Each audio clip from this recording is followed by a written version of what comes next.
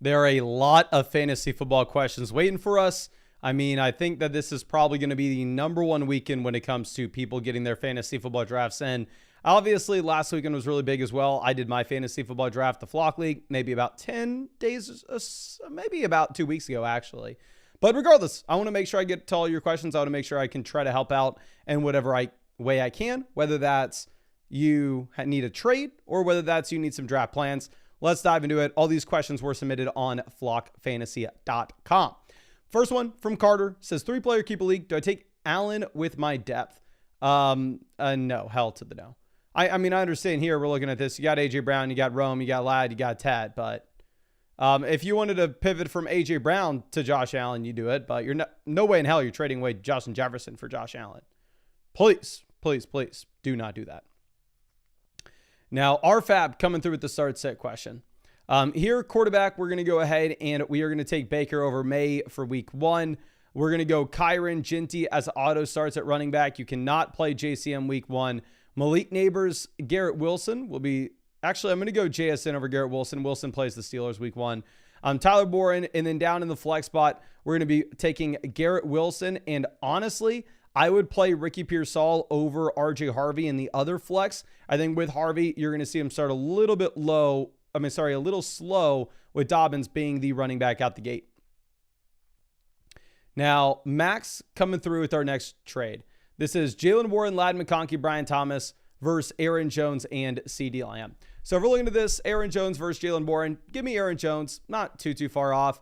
CeeDee Lamb versus Ladd McConkey and Brian Thomas. It's a 10-team league. Looking at the rest of our wide receiver room, if we had Lamb, our wide receiver 2 would be Worthy, wide receiver 3, Metcalf, wide receiver 4, Olave. Looking at what's available to us on the waiver wire in a 10-team league, Josh Downs is out there on the waiver wire. So yes, you go out there and you make this deal, get CeeDee Lamb. And then honestly, I think I saw Wan'Dale Robinson on your team as well. I would cut Wan'Dale Robinson and I'd pick up Jaden Reed. And then you pick up Josh Downs as well with your empty roster spot. Now, Pac-Man coming through. Quarterback, you did not actually give us the options that we need to start, so I'm going to hook you up with a free start set question, so hopefully you can send this in again. But let's move over to send DMs with the start set. Here, wide receiver Xavier Worthy, for me, is going to effectively be an auto start early in the year with no Rashee Rice. You have him going up against the Chargers, but honestly, I would play Worthy over Wilson, Adams, Terry, and Rome week 1, especially with Terry missing the majority of camp. Slump coming through with the trade. This is Ted McMillan, Xavier Worthy versus Brian Thomas. This is a 10-team, 2 wide receiver, 1 flex league where we also have Jefferson, Sutton, Hunter, Egbuka, and Ricky Pearsall. So yeah, we're going to go ahead and we will take Brian Thomas here, even if I love me some Xavier Worthy. Okay. Now let's see. Kyle says, signed up with Underdog last night with your code. When are the new sheets being sent out? So y'all probably have already seen. Real quick, let me address this. And as I pull this up, I can remind you also another way to get all the draft sheets and get access to free questions for this live stream, the whole 9 yards, all the tools on flockfantasy.com. Get the 2025 flockfantasy.com season pass. It's only $34, gets you set up for the entire year. And at the same time, it's a one-time payment, not even a subscription. The most affordable way to win your fantasy football league. It's not even really close. But if you got that season pass, you should have seen already that we posted the updated draft sheets on the draft guide section of flockfantasy.com. Second thing with this as well, for anybody that has an Underdog Fantasy account and either got the season pass or has an annual subscription to flockfantasy.com, I got them to agree to give all of our users an additional $10 free Underdog credit. So this doesn't matter if you signed up to Underdog Fantasy with code FLOCK 4 years ago or you did it last night. Go to the Google form that we just posted and put in your flockfantasy.com email address. This is how I'm going to confirm that you either are an annual mother flocker or you got the season pass, and then put in your Underdog username. We're going to confirm all the users that are actual paid members of the site. And then when we confirm you, I will download that CSV and I'm going to send that over to Underdog and they will get $10 added into your Underdog account. And if you wanted to get those draft sheets by signing up to Underdog Fantasy, those have been sent out to the email address that you signed up to Underdog Fantasy with. Just check that email and probably check the spam because it most likely went there. But Keyman says, hey, Mason, I signed up to Underdog with your code last year for the team ranking that I got. Is it possible to get the draft sheets in exchange? I'm sorry, if you did the promo with Underdog last season for the free team review, it doesn't get you every promo going into the future forever. So the draft sheets, no, they're not eligible if you took advantage of that other promo. You could get the season pass. And then again, even if you have if you got the season pass, if you have the Underdog account, you'll get an extra $10 added in for you. Now, MV Liberto coming through with the start set. Devonta Smith versus Igbuka. Week 1, you for sure go with Devonta Smith. I mean, we've seen the long track record now for 4 years. There's no reason to roll the dice on the rookie there. Now, Dan V coming through says they have Mahomes and Worthy. I can't decide between Wilson and Tet McMillan, so I was going to throw in Smith as well. Is this a bad call, or should I just keep Worthy? I think this is a personal preference type deal. I think if you're looking at my rankings, I have all 4 of these receivers inside the same tier. Now, I personally have Wilson as the best option, Worthy as the second best, Tet as the third, Devonta Smith as the fourth. So I do honestly just want to say that it's up to you. For me, cost adjusted, my favorite players here typically are Worthy and Devonta Smith, but typically Tet McMillan and Garrett Wilson are a lot more expensive than them. So if you're not in love with Worthy or Devonta Smith the way that I am, I would say the majority of people here would rather have Garrett Wilson and Tet McMillan. That is the quote unquote value side of this deal.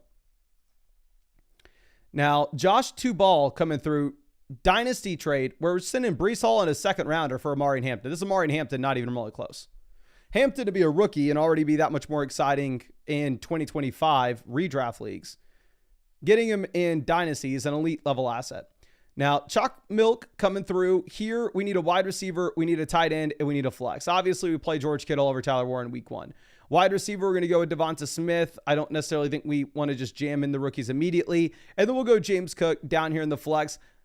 Going up against Baltimore, you assume that maybe you get a decent amount of pass attempts for the Buffalo Bills, but still, I think James Cook will be the easy flex play over the rookies. Now, Kano coming through with our next start sit. I will start Travis Etienne over Corey Krosky-Merritt and Nick Chubb week 1. I actually have all 3 of these running backs in the Flock League. I would be most confident with ETN based off the track record that we've had, though, even though I do think it's a 3-man committee out the gate. And then I'm not going to start either of the running backs over Chris Olave in a full PPR format. You just go ahead and you get Olave in. Now, Z Leon, here we are determining between Breece Ford or Jordan Mason at running back. You for sure play Breece Hall. Yeah, Breece Hall is probably going to be in a committee this year, but at least he'll lead his committee. Like Jerome Ford, Jordan Mason could potentially be the lesser halves of committees in their own backfields. Now, B1X, this is a trade where we're sending Kenneth Walker, Travis Kelce for Tyron Tracy, Trey McBride.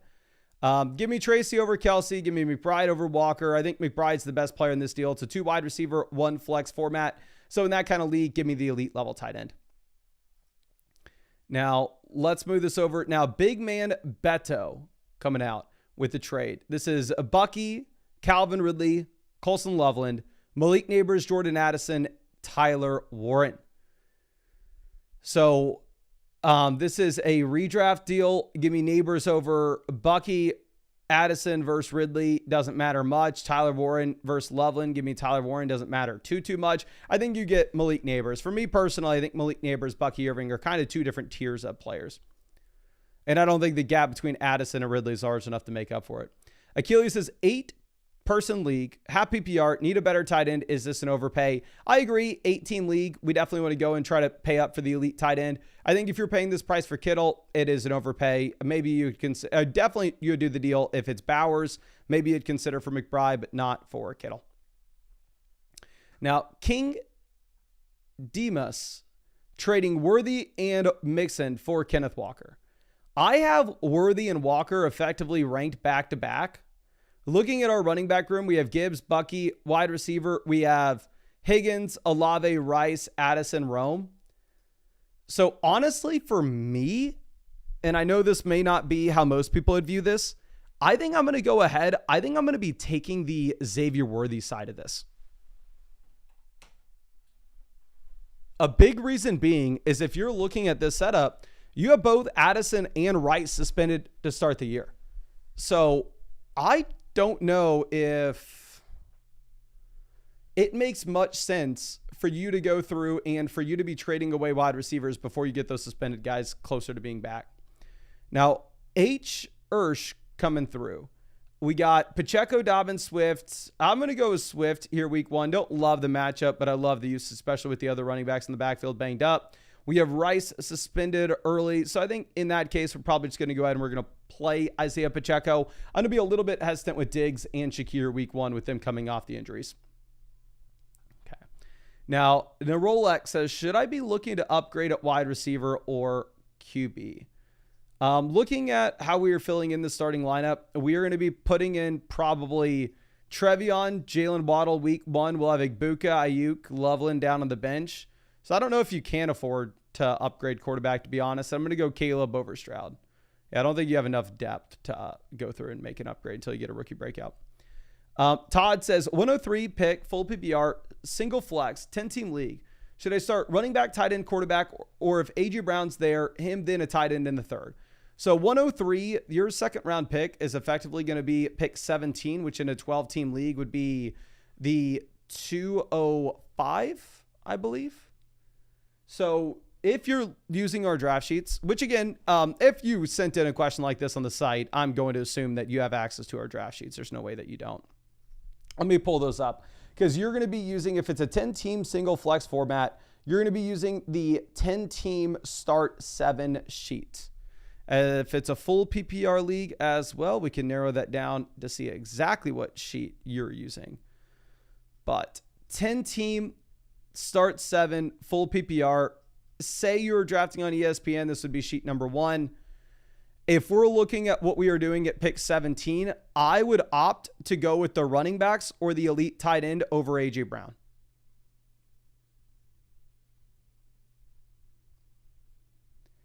If it was a multi-flex league, I think you're a little more inclined to build out the skill positions. But again, 10-team league, 2 wide receivers, 1 flex. Wide receivers in the middle rounds are going to be super easy to come by.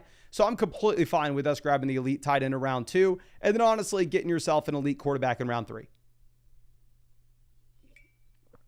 The only way that I would deviate from this is if Jamar Chase were to make it to you in the first round, then obviously we're going to go ahead. We will take Jamar Chase. If we were to get, here are the wide receivers. If they got to us in the second round, we would deviate in your format. Brian Thomas, Nico Collins, Malik Neighbors, Puka Nacua. If one of those wide receivers got to you, then sure, we can deviate. And then in terms of like how we would deviate from the elite tight end is you could go running back out the gate. If you wanted to go like a Barkley and then Jacobs or Barkley Taylor, I'm not going to fault you at all for that. And then you could even follow it up with an elite quarterback or an elite tight end around 3. But I'm not going to, I think it's a decent idea in a 10-team, 2 wide receiver, 1 flex format to go with 0 wide receivers in the first 3 rounds. Now, your boy Gideon coming through. We need to start 2 flexes. We have no Godwin. We have couple rookies here I'd like to be a little hesitant on. We're going to go Kenneth Walker week 1, and then I'll go Ted McMillan over Travis Hunter and Ricky Pearsall. Ricky Pearsall could be the play over McMillan if you were to get no Juwan Jennings week 1. Now, DraftKings coming through with our next question. This is a massive trade.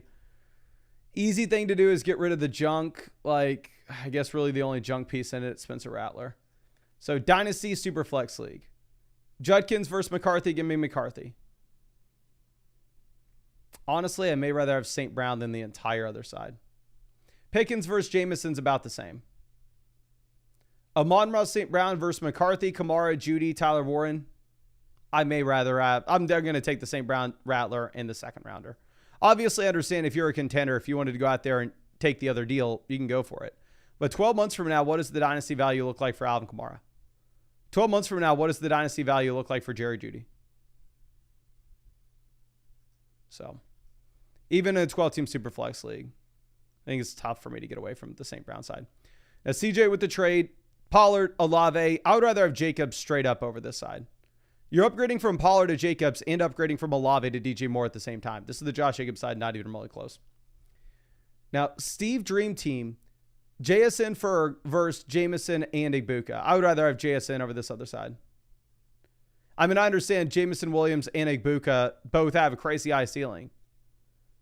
But realistically, what is their ceiling? They turn into a top 12 receiver like Jackson Smith and Jigba? So for me, I would take JSN. It's a little bit of a deeper league, which I'd be a little hesitant about. Jordan says, I also considered Cook instead of Swift. So I would rather trade away DeAndre Swift than I would James Cook. Drake London, Chase Brown, I have them ranked back-to-back in my rankings. I'd rather have DeAndre Swift over Matthew Golden, though. So I'm going to take the London and Swift side, unless you're really worried about the Atlanta Falcons offense with the offensive line injuries they've had.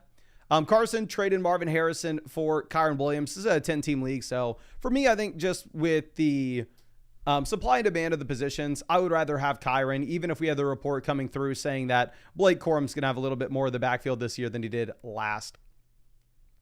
Okay. Let's refresh this, see if we have any more quick questions, and then we will get to these quick questions, and we'll pivot over to the team reviews after. But ARR coming through with the trade. We're sending Devonta Smith for RJ Harvey. It's an 8-team league. 8-team league. The worst player on our team is Jamison Williams. The only thing that matters is long-term upside. You can only start 2 wide receivers and 1 flex. And wide receiver, we have Mike Evans, T. Higgins, Malik Neighbors, Cortland Sutton, Ted McMillan, Jamison. So sure, you can go get RJ Harvey if you want, but fact of the matter is neither of these guys will hit your starting lineup. Now, Carolina Reaper starts at week 1, Trevion versus Jalen Waddle. Can I see what the underdog pick'ems are for these guys? Because this may be a tough spot. In general, I want to be a little hesitant to just jam in the rookie the first week out the gate. They have Trevion higher, lower, 65.5 total yards. If we look at Waddle higher, lower, 57.5. This is a full PPR format. Obviously, we'd assume that Waddle gets the edge with the receptions. I think Waddle's going to give you a higher floor than Trevion. I think, obviously, I'd way rather have Trevion rest of season, and I think the vast majority of weeks you'll start Trevion over Waddle, but you're not getting any extra points for starting the guy on his exact breakout. Let's move this over to Hefty Corporation. We're going to go Devontae Adams in the first flex spot.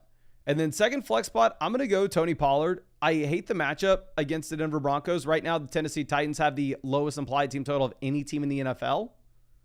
But you have no Spears, so you're pretty much locked and loaded into an 80% snap rate. But it looks like we hit 100 likes on the stream, or at least that's what people are telling me. So every 100 likes that we hit on the stream, we are giving away free vouchers for questions to send in on the stream. So if you have not done so already, go down there, drop a like on this live stream. Subscribe to the channel. I thought that there was no way that this could happen, but it looks like we actually may have a chance to hit the 300K number. And drop your flockfantasy.com username in the chat right now. And if you signed up with code FLOCK, I'm going to try to get you hooked up with some free questions that you can send in. But Tater Top Matt says, what do you think of this trade? I need to build a running back room. However, I'm not a fan of losing Bowers. You're not building a running back room by trading for Travis Etienne. And I'm saying this to somebody who has Etienne on their team. I get it. Trust me, man. I mean, I'm sitting here looking at a team that has no running back 2 to start early. But I don't know if you're that excited about starting like Travis Etienne over RJ Harvey. So I think you're losing this deal in a big time way. I think Loveland versus Etienne's not that far of a value gap, and I'd way rather have Bowers over Adams. Do not trade away Bowers for this price. Let's pick somebody random in the chat real quick, and let's get them set up with some free questions for the streams. We got Mr. Filthy Wubs. Long-time member of the flock. Always appreciate you hanging out with us, my guy. And knew you would have a 2025 season pass. If y'all don't know, Mr. Filthy Wubs has been with us forever. Let me send you over some free vouchers, my guy. I really do appreciate you, of course. Okay. And let's move this over to our next question coming up from Oso. Here, this is a flex spot where we are having to choose between Tracy, Travis Hunter, And I guess that's it. You have, I'm sorry, Egbuka. And then you have Harvey as well. So you have Tracy and then the rookies. Full PBR format. Egbuka is interesting here.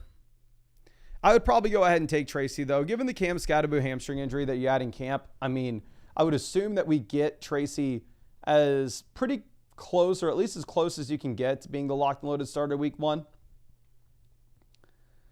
Now, Aaron coming through, this is Brian Thomas versus Ashton Genty. It's a 2 wide receiver, 1 flex format if it's linked correctly. I have Genty ranked ahead of Brian Thomas. If you're looking at the draft sheets, though, there are some specific formats where I do have Brian Thomas higher. Now, Benjamin coming through with our next one. This is a Baker, Ray Davis, and TJ Hawkinson versus Jalen Hurts and Evan Ingram. So Ray Davis is almost a 0 for me. Baker Mayfield, I think, is a lot less exciting considering everything that we have surrounding the Tampa injuries. So I'm going to go ahead. I'm going to take Jalen Hurts and Evan Ingram here. Okay. Now, let's move this over. E. Barish coming through with the trade. This is Caleb Adams Hunter versus Cam Ward and Travis Hunter. This is a Dynasty Superflex 12-team start 10 format. 12 months from now, the Caleb and Hunter side wins this deal. I'm sorry, the Ward and Hunter side wins this deal. This season, though, Caleb and Adams is going to help you contend way more. So if you're a contender, I would hold on to Caleb and Adams. But this is a very fair price point to move off of them if you're trying to rebuild. And that was a dynasty deal for anybody wondering. Now, Mr. Hyde, see your trade. Sadly, you didn't actually send in the official option. So I'm going to set you up with a free trade question and please send it in again. Now, Beef coming through with the trade. This is Rice, Bowers, Jaden Blue versus Pollard, Rome, and Goddard. The Bowers side's the winner, not even close. I know it's a 14-team format, so like getting the additional starters here is going to really help, especially in the beginning of the season. But like Rice versus Rome's about the same. Would I rather have Bowers or Pollard and Goddard? Bowers, and it's not close. Kyle says, can I pay you to help me during my draft? It's Monday at 9 p.m., 10-team CST. Let me know the price for 1 hour of your time. I am very sorry, my friend. I do not do this. To be completely honest with you, at the moment, I am working close-ish to 13, 14-hour days. I'm live streaming you can see me on YouTube, live streaming every day, then working on the side, of course.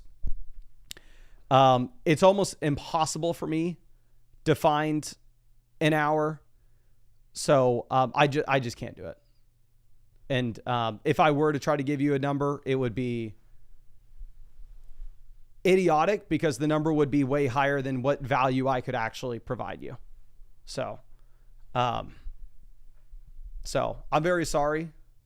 The chat says price would be $50,000. And I can tell you what would be like, what an hour of my time's probably realistically worth for you is probably $25. And I just simply, I can't do that, if that makes sense. But again, I'll send you over some free vouchers. That way you can maybe follow up and ask anything about your team that you wanted. And I will make an exception. If you have a connection to Sydney Sweeney, I will change my mind. But I really appreciate you. And I wish I could, but the fact of the matter is I just can't. Go Fetty coming through. This is Charbonnet, Rome, Garrett Wilson versus Trey Benson and Malik Neighbors. I would way rather have the neighbor side of this. Benson and Sharp aren't that far off if you're looking at them. I mean, they're both pretty much backups unless the starter were go down in front of them. In the case of Charbonnet, we know he would be at running back 1 if that were to happen. In the case of Benson, it's kind of a guess that he would be. But I can guarantee you that Malik Neighbors is a significant edge over Roman Wilson in a format like this. Okay, above average coming through with a start set. Here for the flex, I'm going to take DeAndre Swift. Again, all the secondary running backs that you have in Chicago are banged up. With DeAndre Swift, you have a safe 3-down workload. I really don't know what else you could ask for from a play week 1. Maybe the game environment's not going to be the best thing in the world, but it's not going to be the worst thing either. Okay.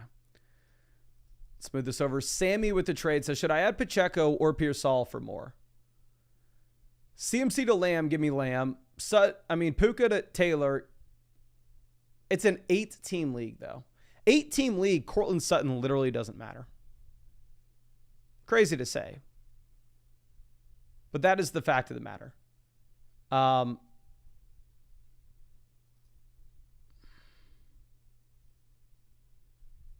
Especially looking at how loaded the rosters are.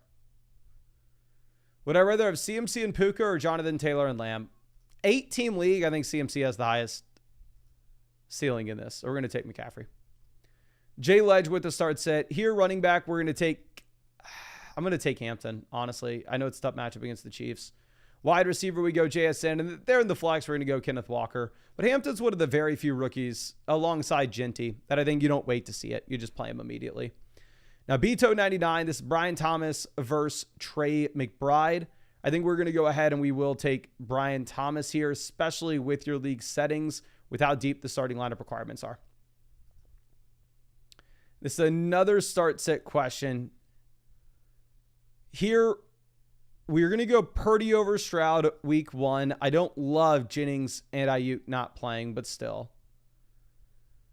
For the flex, dear God. I think you can go Ricky Pearsall and Rome Odunze over Henderson week 1. It's probably the only week we ever do it.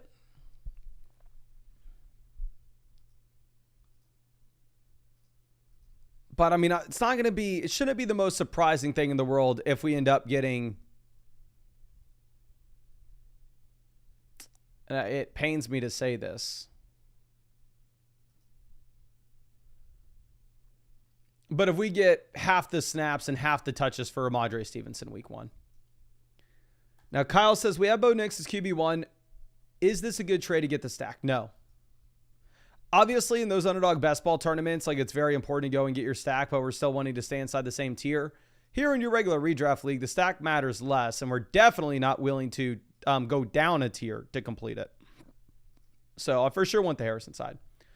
KC coming through. We need a flex between Henderson, Stephon Diggs, Deebo Samuel. I'm going to go with Henderson.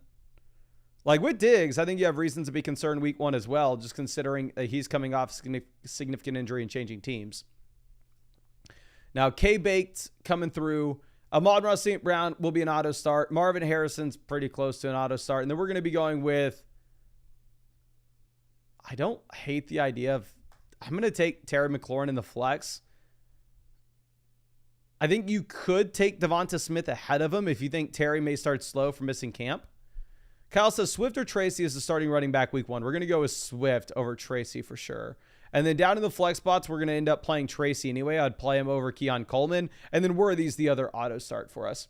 And then we have to drop one player for a defense. If we're dropping one guy, it's going to be Brian Robinson. As between Braylon Allen and Charbonnet, I think we can say that at this point, it seems like they may just have better talent profiles. And with B-Rob, there's no way he has any role of relevance outside of a McCaffrey injury. Okay. Now, Park Misters coming through. So I think we are going to just take full PPR format. I think we're going to go Pacheco and Flowers for the flex spots. Flowers is a good spot going up against the Buffalo Bills. If you wanted to pivot over to Ricky Pearsall, however, if Jawan Jennings misses, I would be okay with it, because then in that case, it's really just Kittle and Pearsall, and that's it. Now, Apple coming through. This is Herbert and Tet McMillan versus Burrow and DJ Moore.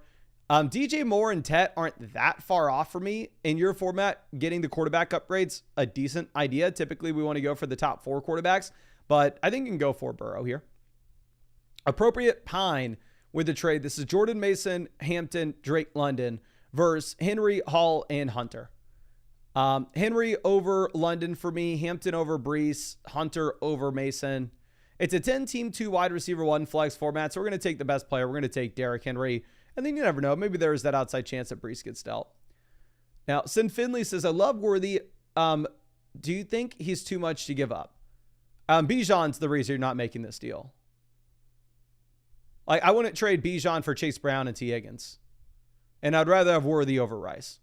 So I love Worthy as well, trust me. But the reason you're not making this trade isn't because of Xavier Worthy. The reason you're not making this trade is because of Bijan Robinson. If you're moving one of the top 14 picks in fantasy this year, you truly have to be overpaid if you're going to make that move. Especially one of the top 6 guys like Bijan Robinson. So BZ Young says 18 team chop league where least points that week is eliminated. Should we sell Lamar for better starters? Okay, so this is a guillotine league. Here, looking at what we have with yeah, you have to. I was going to say the elite quarterbacks like Lamar Jackson give you such a positional advantage that they raise your floor and ceiling combination from a weekly perspective to where they're extremely valuable in a guillotine league like this.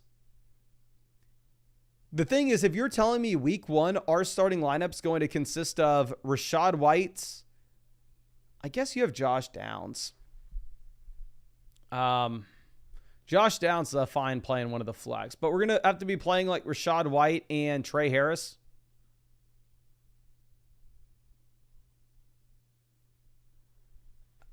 I don't know if you can get away with that. So if you could down tier from like Lamar Jackson to, say, Kenneth Walker and Joe Burrow, and an 18-team guillotine league, where if Kenneth Walker is going to our flex spot instead of freaking Trey Harris, I'd probably do it. Okay. Now, Miracle coming through says, looking to trade Bowers for a full reset. Let me know what you think. So we're trading Bowers for 2 firsts, a second, and Kraft. I mean, if you're tearing this dynasty team down to the very bottom, it's a super flex league, so the first round picks are going to be worth a little bit more. I'm okay with it. Don't get me wrong. But I don't think like you're winning a ton in value here. Just kind of insulating yourself that just in case anything happens to Bowers this year, you have the flexibility for moves next year. And obviously you guarantee yourself a higher rookie pick, which is fewer points in your lineup. Now, Bumpy Stacks coming through with a question here. We got to submit a starting lineup. Kenneth Walker is an auto start for us week 1. It's really going to come down between Olave, Ridley, and Travis Etienne for the other spot. I think a lot of weeks we're going to take Ridley, but not this one where he plays the Denver Broncos. We're going to go Chris Olave instead. Now, Sandwiches says, I have wide receivers. Chase, JSN, Wilson. Running back, Jones, Swift, bench, Chubb, Brian Robinson Jr., Shaheed, and Amari. The thing is, I would rather have Josh Jacobs straight up over Aaron Jones and Stephon Diggs. So you're getting Rashee Rice for free. You could tell me, Mason, Aaron Jones and Stephon Diggs are the only 2 players on my team. I will literally be having to go to the waiver wire and pick up different flex plays to cover the Aaron Jones loss until Rashee Rice comes back. And I would still take the Josh Jacobs and Rashee Rice side of this. It's the Josh Jacobs and Rice side, and it's not even remotely close. Like, again, Josh Jacobs himself would win you the deal. You get Rice for free there. Lion says, Superflex, happy PPR. What are your thoughts? Lamar to Hurts, downgrade. Tracy to Walker, upgrade. Smith to Worthy, lateral move. Laporta to McBride, upgrade. I think here, the expected points per game between Hurts and Lamar is only going to be 1 to 2. So I think you go ahead and you take the Jalen Hurts side of this, upgrading 2 other spots, and really just doing the lateral move from Smith to Worthy. Now, Simon Ace says, should we make this trade, Mason? It's Metcalf and Benson for Amari and Hampton. I'm like the number 1 Trey Benson guy, and I have DK Metcalf in the flock league, but still, Amari and Hampton, a completely different tier than these other players. You take Hampton, even if you do have Najee Harris back and the offensive line looking a little bit worse. Dylan, happy to see you, my guy. Here we are choosing between Marvin Harrison, Igbuka, Pickens, and Devonta Smith for the flex. I am going to go with Marvin Harrison week 1. It will be super interesting to see the passing volume that you get with George Pickens in Dallas, though, now that you have no Micah Parsons. Now, MDG says, draft Jacobs or Bowers at the 1-2 turn. Full PBR, it's a tight end premium format. Keeper league, so 12th pick is the 15th best. I kept McBride in London. Is it worth for Bowers in the 1.5 point per reception? So 99.999% of the time, we are telling people you do not want the elite tight end. You do not want to have to lock yourself into like starting Trey McBride in your flex spot every single week if you already have an elite tight end on your roster. Like, I don't want to go bully tight end in a regular redraft league. But if it is a half-point tight end premium format, if you are looking at Brock Bowers, he is going to outscore any other player that you could potentially take at the 1-2 turn. So I would go ahead and I would take Bowers there. You roll in a tight end premium format with Bowers, McBride, they're outscoring like every receiver not named Lamb, Chase, Jefferson. And we have Drake London. I would rank Bowers as your top play there. And then, yeah, Jacobs, then Chase Brown, Bucky Irving, Jonathan Taylor, just that other tier of running backs. But if you can get Bowers, that would be phenomenal. Okay, Miner 2057, trading Chuba for Swift and Adams. I think Chuba for Adams is kind of like a lateral move. You're getting Swift here for free. So, yeah, I'm going to go with the DeAndre Swift and Devontae Adams side. Now, Z Leon needs help with the flex. I think we already answered a question for them previously. Here for the flex, it's DJ Moore, Jerry Jeudy, and that's effectively it. We want to consider anybody else. So, I have Jerry Jeudy in the Flock League, and I'm strongly considering starting him week 1 because week 1, you get a great matchup against the Bengals, and at the same time, you'll have Flacco starting. So, I understand the sentiment in wanting to go with Jeudy week 1. I still think you have to go with DJ Moore, especially we're not expecting Loveland or Luther Burden to have a massive role the first week. Now, no locks coming through. Amari Hampton is a clear play for me over Trevion week 1. I'd be way less concerned about Najee Harris than I would be Ramondre at the beginning of the year. And then for the flex spot, we're going to go ahead and we're probably going to take Henderson in that. And with Igbuka, really exciting, don't get me wrong, but in general with the rookie receivers, I do want to see it before we actually get them in our starting lineup. Okay. Now, Loco with our next start set. Here we need to pick a flex.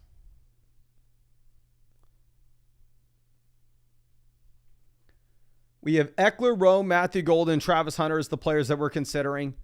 So I would say Eckler's probably going to have this safest projection.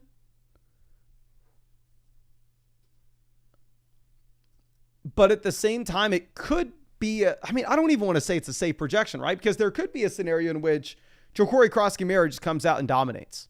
Could be a scenario in which Chris Rodriguez just comes out and dominates. We just simply don't know. So I think I actually take the vet here with Rome Odunze. Especially, again, going back to it, I don't know if we expect that Luther Burden or Loveland have a massive role the first week. Now, Opint coming out. We're trading Devonta Smith, Tyler Warren for Rashee Rice and George Kittle. I love me some Devonta Smith, and I really like Tyler Warren, but Kittle's in a completely different tier than either player, and it's a 2 wide receiver, 1 flex format. So in terms of us getting away with the Rashee Rice suspension, it should be the hardest thing in the world. And it looks like we are about to hit 200 likes on the stream. So please go down there and drop that like button. And when we hit 200 likes, we'll be giving away some more free start set questions and trade questions. But Erotic Narwhal coming through. Here we are auto starting Amari Hampton week 1. And then I would go with Tet Jameson's going to be close. So I don't want to start Ridley against the Broncos. I think go Tet as the other guy.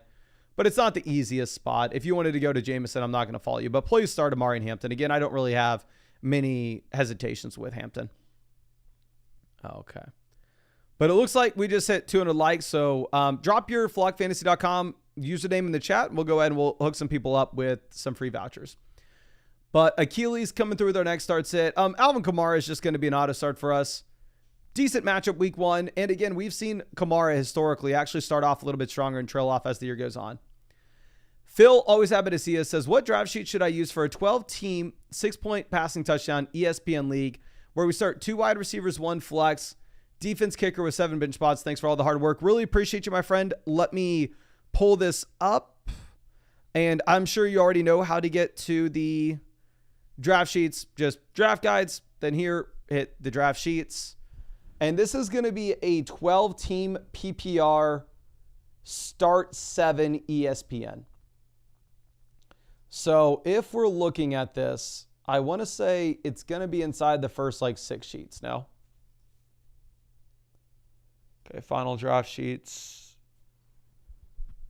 It's sheet number 7. So 12-team PPR start 7. Now with this sheet, the one thing that I am not accounting for is it being a 6-point passing touchdown format. This sheet is made as if it's a 4-point passing touchdown league. So super simple with the adjustments that you would want to make is we would want to be pushing the elite quarterbacks up. I would push up both Josh Allen and Jaden Daniels right behind the Brian Thomas range. So they would be my 16th and 17th ranked players. I wouldn't be pushing up the quarterbacks that rely on the rushing too much. I wouldn't be pushing up Jalen Hurts as an example. And if you're saying that you're going to be pick 5 in this draft, pick 5, I think that you're going to go ahead and I would personally take Lamb over Jefferson if I were you. And then on the way back, so you're going to take either the running back with Barkley, Bijan, Gibbs. If Chase and those 3 running backs are gone, I think you go Lamb. And then there in the middle of the second round, I would take the elite quarterback with either Allen or Lamar if you could get him. I wouldn't push up Hurts or Daniels to that range, but I would take Allen or Lamar. And if not, you're going to be in the range of guys that you have like Jonathan Taylor, Chase Brown, Bucky Irving at running back, A.J. Brown, Drake London at wide receiver. But let's go ahead and let's pick out somebody random to give a free voucher to. We got Alaskan Corey. So let me pull this up for you, my friend. Really appreciate you. Hopefully I can see you on the sites. Alaskan Corey. Perfect. Okay, so I found you. Looks like it's free account, so you shouldn't have any vouchers in it yet, but I just sent you some free vouchers over there. And then, again, if y'all haven't already, hit that like button, and when we hit 300 likes, we'll give away some more free questions. Now, next one's going to be from OG Suzuki. Here, quarterback, Fields over Herbert for me. Tough matchup for Herbert going up against the Chiefs the first week. And then for the RB spot, I would play Tyron Tracy over RJ Harvey week 1. I would way rather have RJ Harvey rest of season. I just don't know what the role looks like for RJ Harvey at the beginning of the season. Okay. Now, trainer coming through. We're trading Henderson and JSN for Genty and Worthy. I love Travion Henderson, but there's a way bigger gap between him and Genty than there is between JSN and Worthy. So we're going to go with the Genty and Worthy side pretty easily here. Okay. Dog fan trading Bijan for James Cook and Malik Neighbors. My hesitation with this is it's a 2 wide receiver, 1 flex league, right? So wide receiver, you already have Ladd, Marvin Harrison, DJ Moore, Calvin Ridley. It's like you really need them. I would be fine doing this, but I'm going to try to then parlay this deal by selling a depth receiver and one of our quarterbacks to see if we can go get an elite quarterback. Like, can we make this deal and then sell Jordan Love and Ladd McConkey for Josh Allen? Kyler Murray and Ladd McConkey for Lamar Jackson? If we could do that, I'd really like it. Now, Bonnet says plus $10 fab. We're going to go London right. For sure, you go Drake London here. London's in a different tier than Garrett Wilson. And Zach Charbonnet is not going to bridge the gap. You want the Drake London side for sure. Okay, let me refresh this. And yeah, thank you, Phil. I hope I was able to help you out and excited to see that team. Manifest Destiny coming out with our next question says, what draft guide do you recommend to use for a 10-team full PPR ESPN Superflex 6-point passing touchdown salary cap? I am very sorry for you, my friend. I'm going to give you the honest answer, and I'm going to give you the answer to the question that you asked. If I had to tell you which draft sheet to use, it would be the 10-team Superflex draft sheet, which would be page 50. However, this sheet is not going to take into account the salary cap aspect of your league. I made those 50 sheets with the goal of trying to cover as many different league settings, as many different setups as I possibly could to be as helpful and as useful to y'all as I possibly can. But a salary cap league is so personal that it's extremely difficult for me to go through and tailor that to your specific situation. So I'm going to go ahead and hook you up with like a couple free questions. I feel bad that you don't really have a great draft sheet to use there, but it would be almost impossible for me to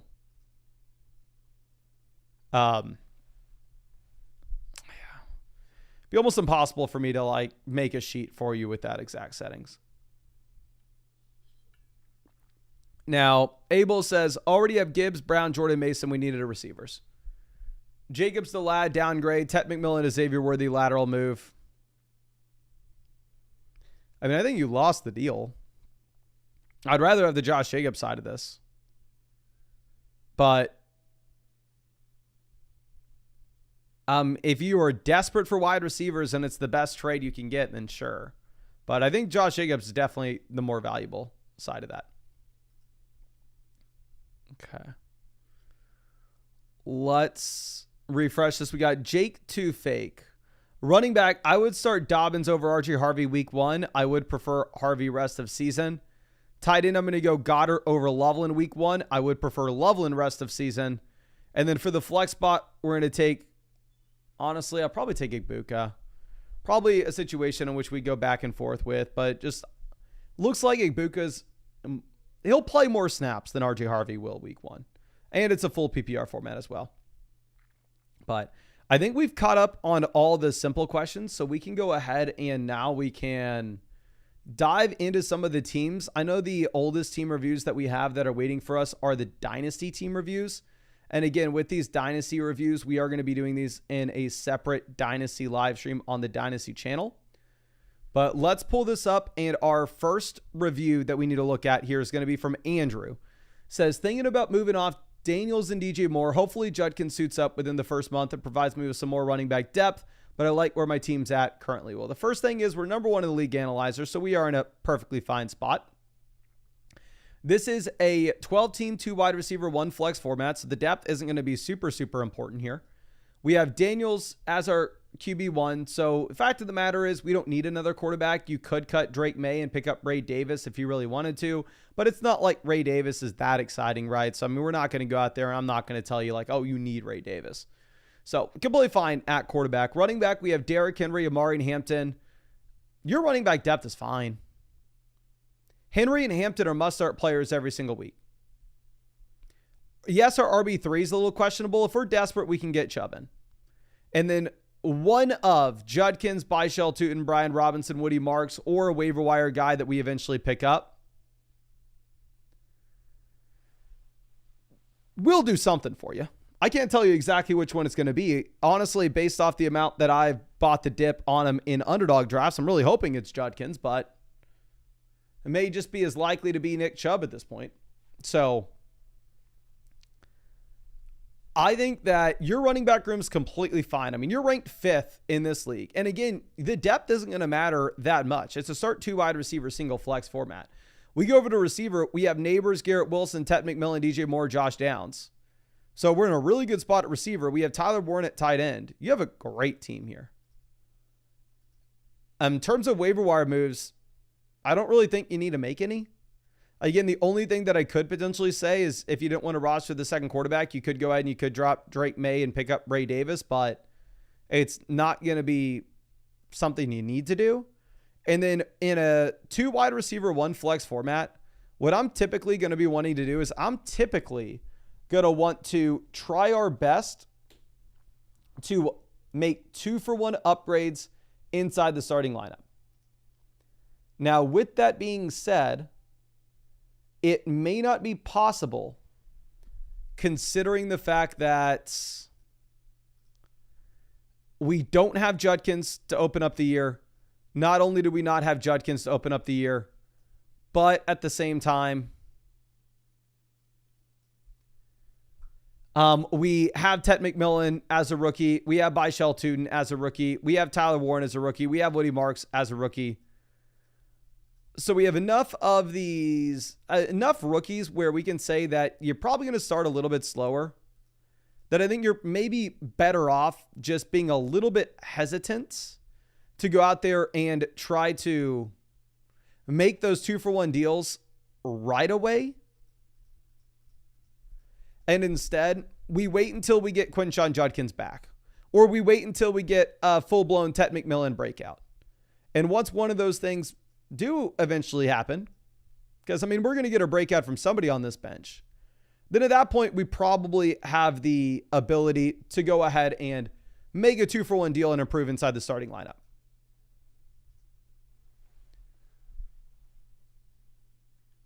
So I would sit on your hands for now. You have the number 1 team in the league. Once you get either a rookie breakout or a surprise solid pickup off the waiver wire, I don't mind the idea of trying to make that 2-for-1 deal and getting ourselves an elite player for the flex spot, or potentially trying to go through and trade away like a DJ Moore and Tyler Warren to try to get to an elite level tight end, even if we love Warren. But I think you're in a really good spot here, kind of regardless. I really do appreciate you and really hope I was able to help you out in some way with this. And yeah, again, thank you so much for being a member of the flock. Now, speaking of a long-time member of the flock with Mark Award, says I waited to the very last 4 rounds to take a quarterback, tight end, defense, and kicker. I do kind of regret having Travis Hunter or JCM instead of a slightly better QB or Mark Andrews. Passing touchdowns are 6 points, and there are bonuses for 40 and 50-yard points scored, 1 extra each, and they stack. Okay, that's not going to be that big of a deal.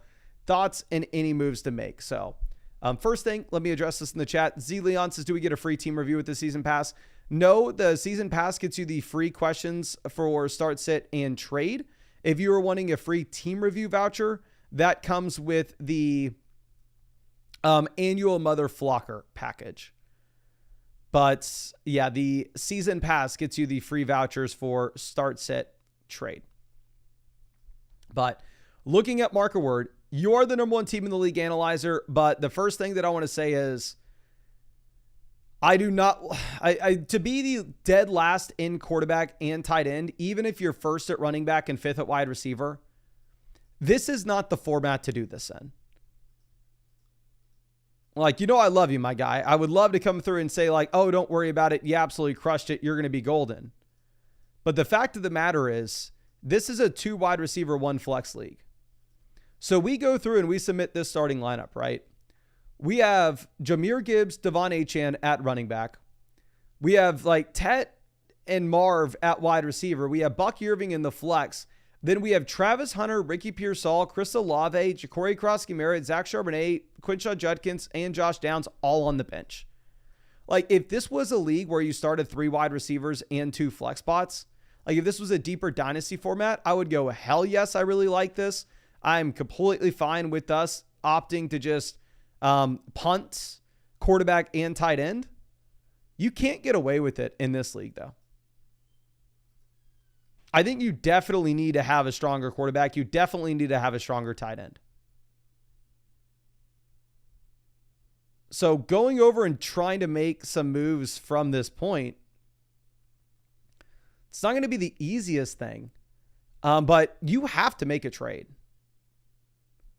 Like, I think you have to look to sell your call between the elite running back like Bucky Irving or the exciting wide receiver like Tet McMillan. I would love to say like, oh, okay, we just have too much depth, so let's go ahead and let's sell the depth of Ricky Pearsall, of Chris Olave, blah, blah, blah. Fact of the matter is, you're probably not going to be able to sell them. I would be surprised if your league mates would be that excited to buy. But there is a world in which you can sell Bucky Irving for Josh Allen. There's a world in which you can sell Bucky Irving for Lamar Jackson. I mean, hell, maybe you took Bucky Irving, maybe you took Lamar Jackson ahead of those quarterbacks in your draft specifically, which may or may not have seemed like the right thing to do when we were on the clock in round 2, or honestly, I mean, hell, we have Achane here too, so I don't know how that happened, but it may or may not have seemed like the right thing to do at the time before you realized that we were going to get these really solid options making it to us at wide receiver and running back later. So we just simply didn't need the amount of depth at the skill positions as we initially thought. But at this point, I think that now that we have this information it's probably safe for you to go through and trade for the elite quarterback. Either trade Bucky Irving for Josh Allen, trade Bucky Irving for Lamar Jackson. If we were looking at maybe selling one of the receivers,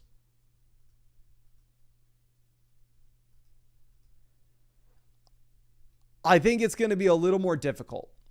Like, really, there are only the three big wide receivers that you could consider as three tight ends that we can consider the elite guys. Obviously, we can consider Bowers, McBride, and George Kittle the three elite tight ends. But nobody's giving us any of those players for Tet McMillan, right? Maybe there's a world in which we could go through and we could sell Marv for Kittle. And if that were to be the case, then yeah, let's run it. But I think that's your only shot. Based on, I know you're out here in these live streams all the time. Another thing that I would potentially look to try to do is if we could go ahead and if we could try to sell maybe two wide receivers in a simple 2-for-1 deal to get an upgrade elsewhere. To get an upgrade at the position. So you go like Travis Hunter and Tet McMillan to try to move up and get Ladd McConkey.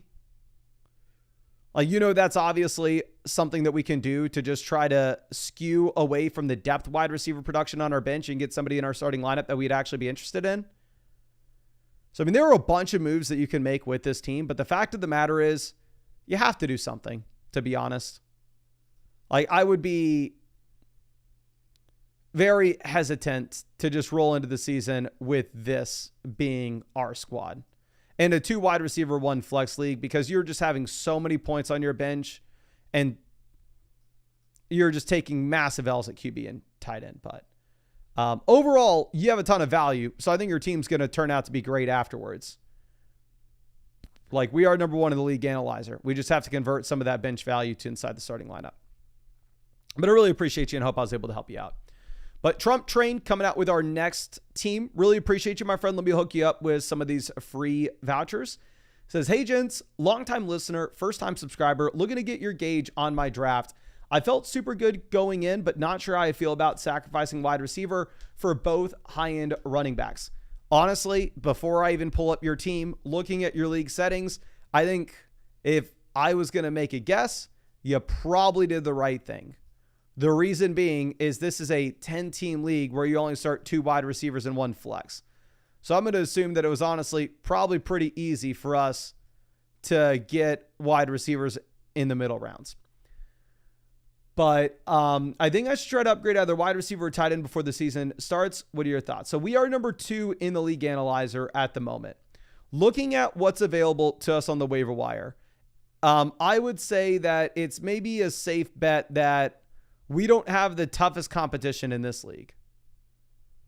You're sitting here in a situation in which you have Zach Charbonnet and Braylon Allen as running backs that we could go out there and pick up for absolutely free. And for me right now, I just made a video saying hey, don't cut Quinshon Judkins.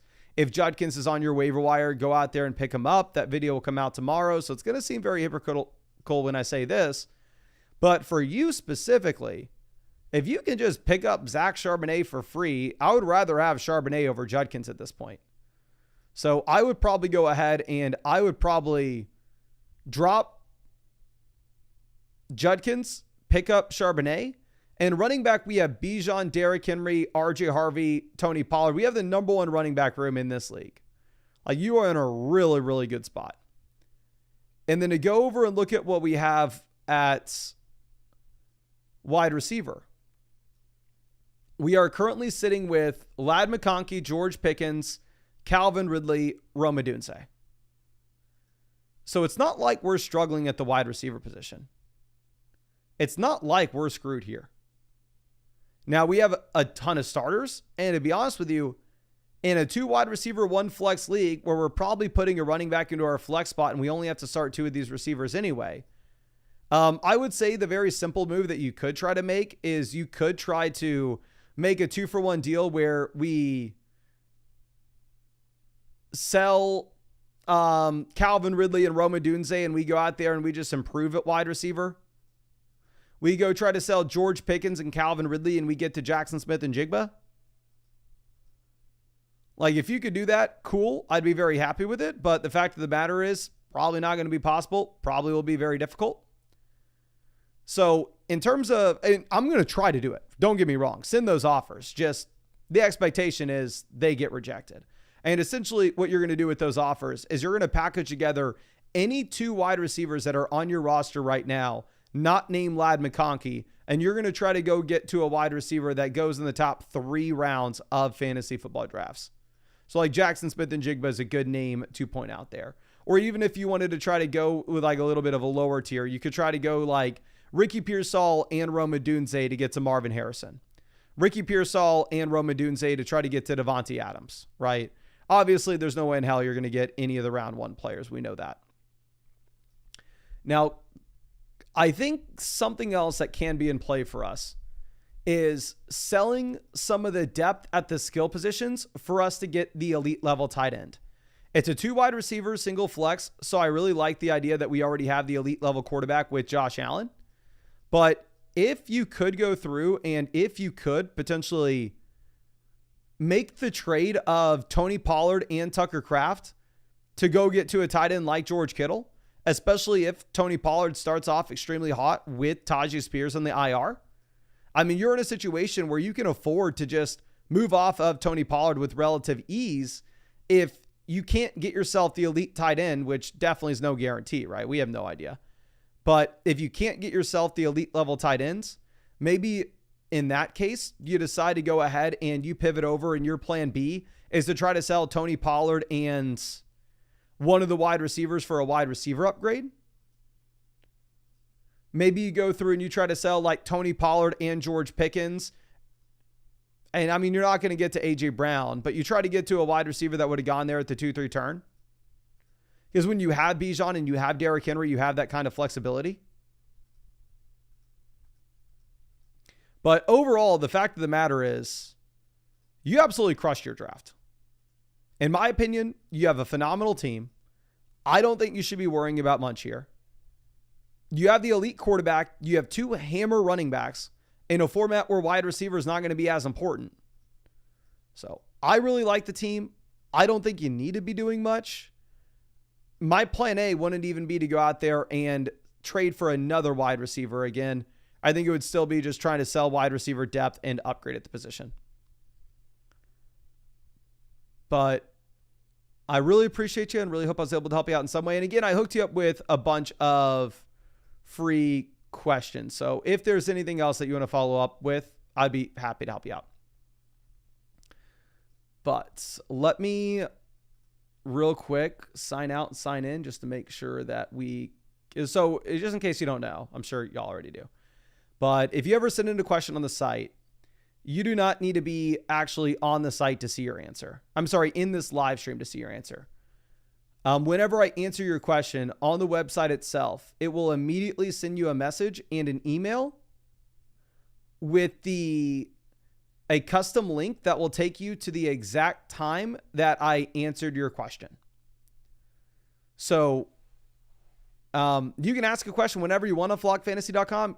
You don't even have to be in the live stream to ask the question. You don't even have to be in the live stream to see your answer because it's going to get sent right to you. But I needed to make sure that we were logged in, so that process was still working. Okay. Now, Alec coming through. This is demartiatic arrest. Of course, I did not say that correctly. I have no idea what that means. But anyway, we're the second team in the league analyzer with this. This is a league in which the wide receiver depth actually matters a lot more than the previous ones that we've been looking at.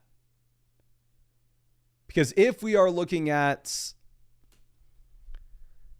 this 12-team start 8 league, you can get up to 4 wide receivers in your lineup weekly, and you're going to be getting in a total of 6 non-quarterbacks tight ends into your lineup every week. Now, looking at what we have at QB, we are currently sitting with the combination of Justin Fields and Tua. So quarterback, we are kind of streaming the position.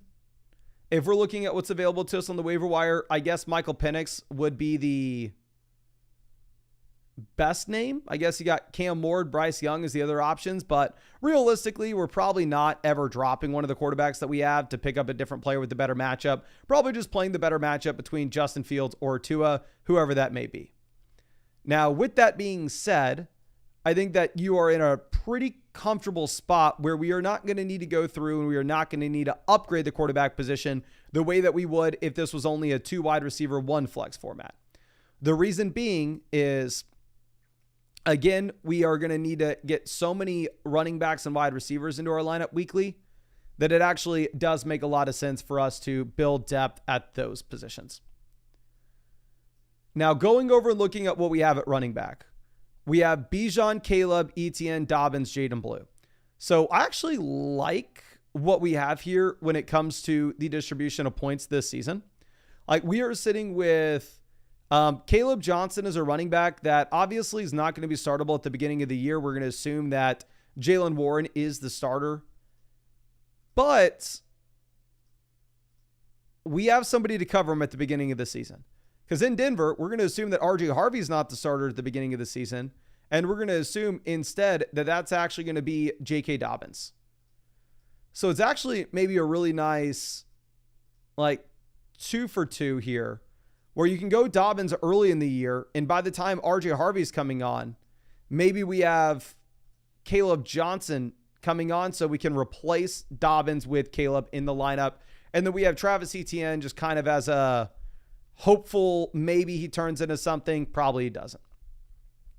Now, going over to wide receiver again, like we were saying, wide receiver depth is going to be more important in this league than it otherwise would be in a 2 wide receiver single flex. Here we have Jackson Smith-Njigba, Xavier Worthy, Devonta Smith, Egbuka, Keon Coleman, Brandon Ayuk. So, I am fine with this wide receiver room. I understand that Isaac Tesla is definitely looking very exciting with what he did in the preseason. Combine that with the recent trade that we had with the Detroit Lions actually thinning out their wide receiver room here just a bit. So I know a lot of people are getting really excited about Isaac Tesla. And in an underdog best ball draft, I think that there he could potentially make a difference for you.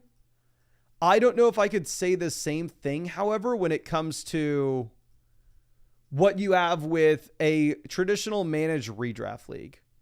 With a traditional managed redraft league, I think you're going to have a much tougher time ever predicting when you could actually have a usable week and putting him in your lineup. So for me, if I'm looking at the best waiver wire running backs available, I actually think that you'd maybe be a little bit better off if you were to go through and if you were to roster Ray Davis, because obviously with Ray Davis, he's never going to have any usable weeks outside of the case that you get a James Cook injury.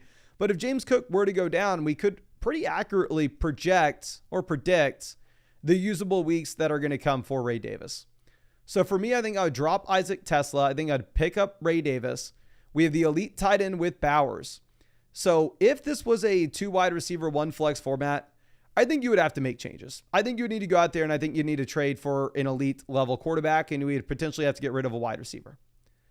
However, with this being the setup for you, I don't think you need to worry about that. If you're in a spot now that we can start 4 of these wide receivers,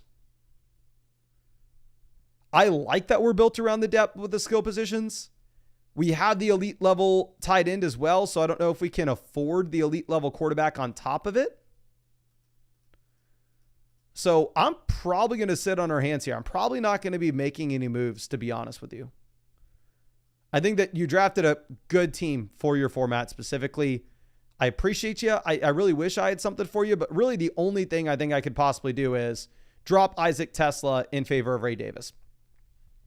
But it looks like we hit 300 likes on the stream, so please drop your flockfantasy.com username in the chat right now, and I will pick somebody random to go ahead and give away some free vouchers to.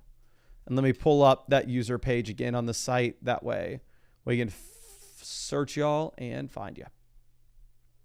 Okay. So let's move this over. We got Hunt. I have no idea how I'm going to find your name if it's as simple because a bunch are going to come up. Hunt. I'm sorry. Just to be fully transparent with you, I search Hunt and I can only see like 15 users at a time on this page. So it will show me like, and there are just too many people that have these 4 letters in their names where I don't see the name Hunt itself. I can't say for 100% fact that you didn't use code FLOCK and have an account on the site. You very may well could, and it's just a limitation of I can't see it. So Pace J will be our next winner. And here we can find him. He got a season pass, so he already has a couple of vouchers in the account, but we'll go ahead and we will add a few more over for you, my friend. I really do appreciate you. And one thing I do want to mention as well, for anybody who has already gotten the season pass or is an annual mother flocker, whatever it may be, just to make sure y'all see, we posted this $10 underdog credit on the post section of flockfantasy.com. If you go through and fill out this Google form, we're going to get you set up with $10 free in your underdog account. It doesn't matter what promo code you signed up to Flock Fantasy. It doesn't matter what promo code you used at all. As long as you have a paid account on flockfantasy.com and you have an underdog account, if you're on Underdog, we'll get you set up with the free $10. So just make sure you go ahead and you fill out that Google form. And Underdog is doing a bunch of giveaways and pick 'em promos for week 1 of the season. So definitely hop on if you're not already. And again, I'd highly recommend using code FLOCK if you want to get a bunch of stuff for free.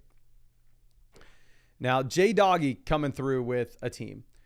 Really appreciate you. Let me hook you up with some free vouchers before we actually get to anything. And you know what I just realized?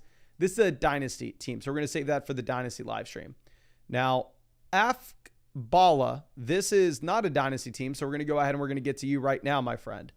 And let me get you set up with the free trade and start sit questions. This is a 12-team, 2 wide receiver, single flex format. And we have the best team in the league by a decent little margin here.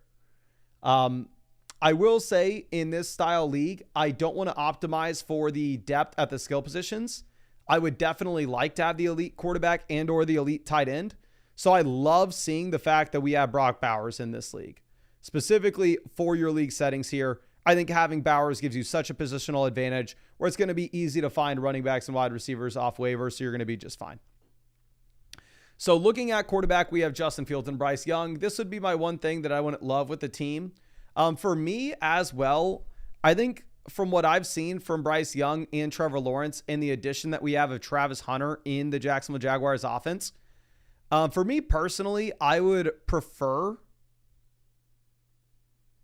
Lawrence over Young. I would make that swap. I'm not going to fault you at all. The fact of the matter is, whichever quarterback that you have, you're just going to be playing the matchups anyway between them and Justin Fields. Going over to running back, it's a 2 wide receiver, single flex league. So definitely having the top end running backs are going to make a big difference. They're going to account for a very high percentage of our starting lineup output. We are currently sitting with the combination of Jahmyr Gibbs, Chase Brown, Trevion Henderson. We are number 1 in the league analyzer when it comes to RB. Now, we have depth here as well, such as Travis Etienne, Braylon Allen, Jerome Ford, Dylan Sampson. I think because this is a 2 wide receiver, single flex, where you have the 3 top level running backs, my preferred thing that I would be looking to do on this roster if we could is I think it would be a very interesting setup if we could potentially try to sell Travis Etienne in a 2-for-1 deal with a wide receiver to go get a wide receiver upgrade. Is there a world in which we can sell Travis Etienne and Garrett Wilson and go get Ladd McConkey, A.J. Brown? You're not going to get to Drake London, but maybe we can get to one of the other receivers. Is there a world in which we could package together Travis Etienne and Tet McMillan and get really that wide receiver upgrade to be like Jackson Smith and Jigba, where then all of a sudden we have JSN wide receiver 1, Garrett Wilson wide receiver 2. The fact of the matter is, if we are looking at ETN outside of a trade to the Dallas Cowboys, he probably doesn't have a path to actually hit your lineup here. And while I like not really building around wide receiver intentionally in a league like this, I do think that we can still try to target the top end receivers while not over prioritizing the depth at the position. So I still definitely want to continue to roster more running backs than we are wide receivers. Like, I think structurally you have a phenomenal team. I just think that based off all the running back values that we were able to get late, it could make sense for us trying to see if there was any suitors for Travis Etienne and a 2-for-1 deal with a wide receiver upgrade. But overall, you have a great team. I'm not going to be able to come up with too much for you here. I think you're probably just going to be rolling into the season as is. And maybe if your league mates are a little hesitant to trade for Etienne, it could still end up working out for you if you were to get that trade for Travis Etienne where he goes to the Dallas Cowboys, or maybe Tank Bigsby gets traded to Chicago, Tank Bigsby gets traded to Dallas, where we just have one of the veteran running backs leaving this backfield all of a sudden, opening us some more touches for the other options. That's the main thing that you would need. But overall, you have the number one team in the league analyzer, right? So there's not going to be too much that we would need to look to do. Now, let's move this over to Hellboy Jordan, another longtime member of the flock. Happy to see you, my guy. And let me hook you up with a couple of these free vouchers to make sure if you have any follow-ups with this, you can send them over. Said, Mason, happy to be back for 2025. Good luck in the flock league. This is one of my 2 leagues. This one's going to be a non-PPR format, total points based, not head-to-head. We just had the draft at the bar last night. Feeling excited about the team. Would love to know your thoughts. Shake Quan Bake. Okay, so here, real quick, let's make sure that we're all on the same page with the people in the live stream watching this. We need to make dramatic adjustments to how we play this league. This is a league where it's total points accumulated.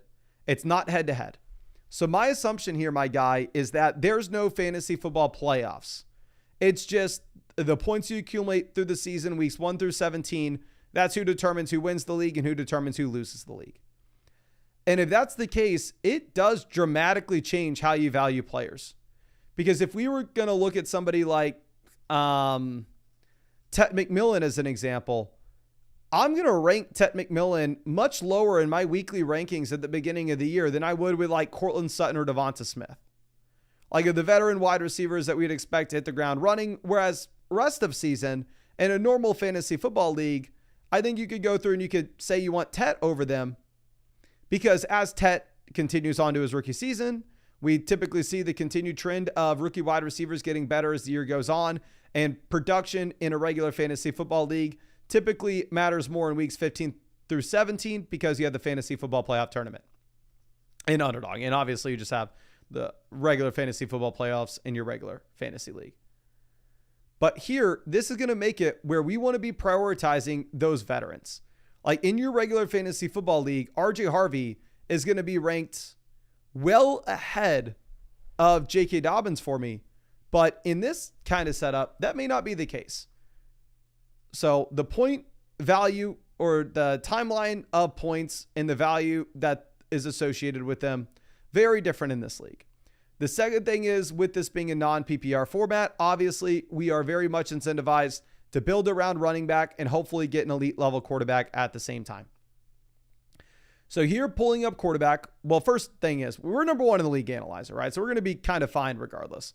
But I want to look at this through the lens of the adjustments we need to be making. Looking at quarterback, we have Caleb and Kyler.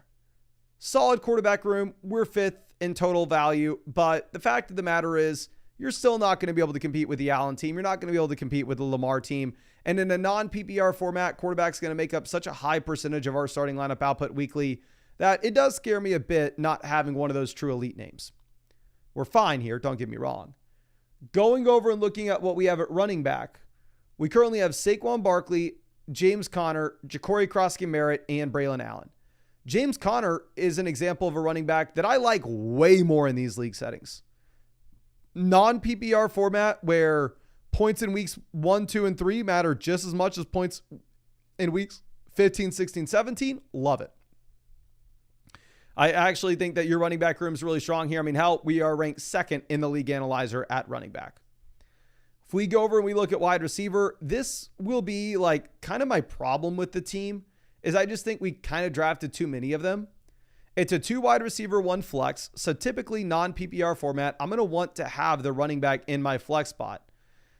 And if that is the case, we're really only wanting to start 2 wide receivers here. So if that's the case, we have like London in our lineup every week. And then for our second wide receiver spot, we are choosing between Metcalf, Sutton, Rome, Golden, Christian Kirk. Like non-PPR format, Christian Kirk's not worth the roster spot. Let's go ahead and let's cut Kirk. I would honestly rather roster Miles Sanders in a non-PPR format. Just on the off chance that Miles Sanders does turn into be the starting running back when we see the Dallas Cowboys play the Eagles this Thursday. Going over to tight end, we have the elite tight end with Bowers. 2 wide receiver, 1 flex format. I like this. I think Bowers gives you maybe a little bit less of an advantage here in a non-PPR league than he would in a full PPR league, however. So overall, with the adjustments that we are making, I would like to try to sell one of the receivers if we could to get an upgrade, particularly at quarterback. And I would be willing to overpay to do it as well. There's a good shot that we took Drake London ahead of Josh Allen and Lamar Jackson in our league. And I think that, of course, will be the case in the vast majority of leagues. But in a non-PPR start 2 wide receiver, 1 flex league like this, I would trade Drake London and Kyler Murray straight up for Josh Allen. I would trade Drake London and Kyler Murray straight up for Lamar Jackson. And of course, London is an absolute crusher. Don't get me wrong. And I would never say to do that in a full PPR format. But here in a non-PPR league, just the positional advantage that the wide receiver gives you in comparison to the elite quarterback, it's hard to get away from the difference. And again, going over and looking at who we have on the bench right now, like we really only want to start 2 receivers weekly. And we have Metcalf, Sutton, Rome, Golden, Kirk to all choose from. So my main thing would be, I would love to try to sell London and go get the elite quarterback. Just exploiting our league settings. I think that's how I would go about it. But overall, you drafted one hell of a team. Again, we're the number 1 team in the league analyzer. We're second best in this league at running back, which of course is going to be so relevant here in a non-PPR league. But I really appreciate you. Really hope that I was able to help you out in some way here. And hope we get to see you out in a live stream later on, my guy. I know you're always out with us. But let's move this over to D. Martin. This is King Henry's Legion. So this is a 2 wide receiver, single flex, full PPR format. We are currently sitting dead last in the league analyzer. So what the hell happened? I will try to immediately come up with some ideas for us to go higher in the analyzer. The first one that I could see would just be a simple waiver wire move. I think if we're going to be looking at the player pool that's sitting out there on your waivers, if Burrow were to get injured, you have plenty of quarterbacks that you can pivot to. You have CJ Stroud, Trevor Lawrence, Tua, Cam Ward. You have a bunch of different guys out there. So you don't need a roster Michael Penix. I don't think Michael Penix turns into a league winner if you have Burrow on your team. So what I would opt to do instead is I would opt to roster the additional running back. In my opinion, the best running back on your waiver wire is going to be Braylon Allen. Braylon should have a weekly role. And if something were to occur to Breece, whether that would be an injury or a trade, I think Braylon Allen could turn into a league winner. So I would drop Michael Penix. I would pick up Braylon Allen. Going over and looking at what we have with the rest of our running back room, we have Derrick Henry, we have James Cook, we have Ja'Cory Cross-Merritt, we have J.K. Dobbins. So a completely fine running back room. Going over to wide receiver, we have Nico Collins, we have Rome Odunze, we have Juwan Jennings, we have Michael Pittman Jr., we have Jacoby Myers. So maybe I don't love the specific depth names that are on our team, but the fact of the matter is going to be it's a 2 wide receiver single flex. So the depth that you have doesn't matter much.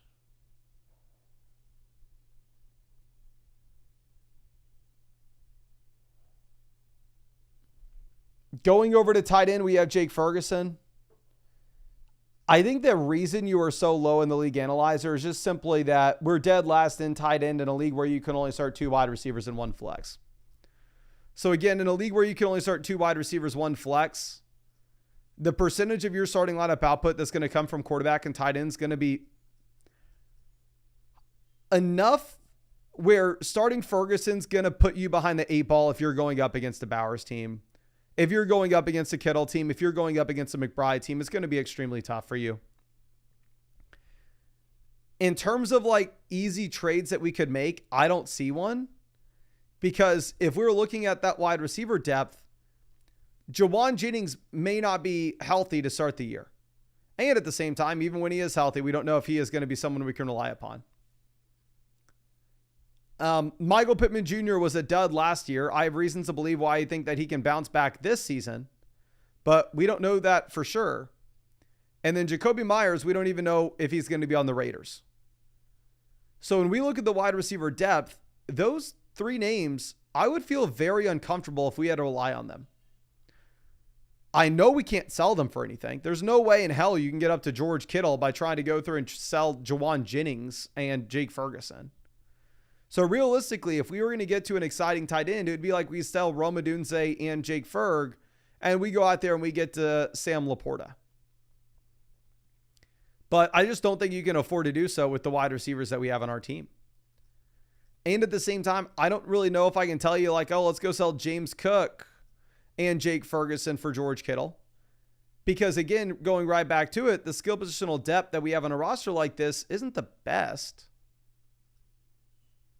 So for me, I think I would most likely just keep it stupid simple.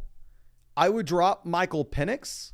I would pick up the additional running back with Braylon Allen, because what you're going to need if you were trying to make a trade with this team is you're going to need to hit on an additional skill positional player, whether that's at running back or wide receiver, somebody to become relevant. That way we have a little more flexibility and we can trade for the tight end at that point.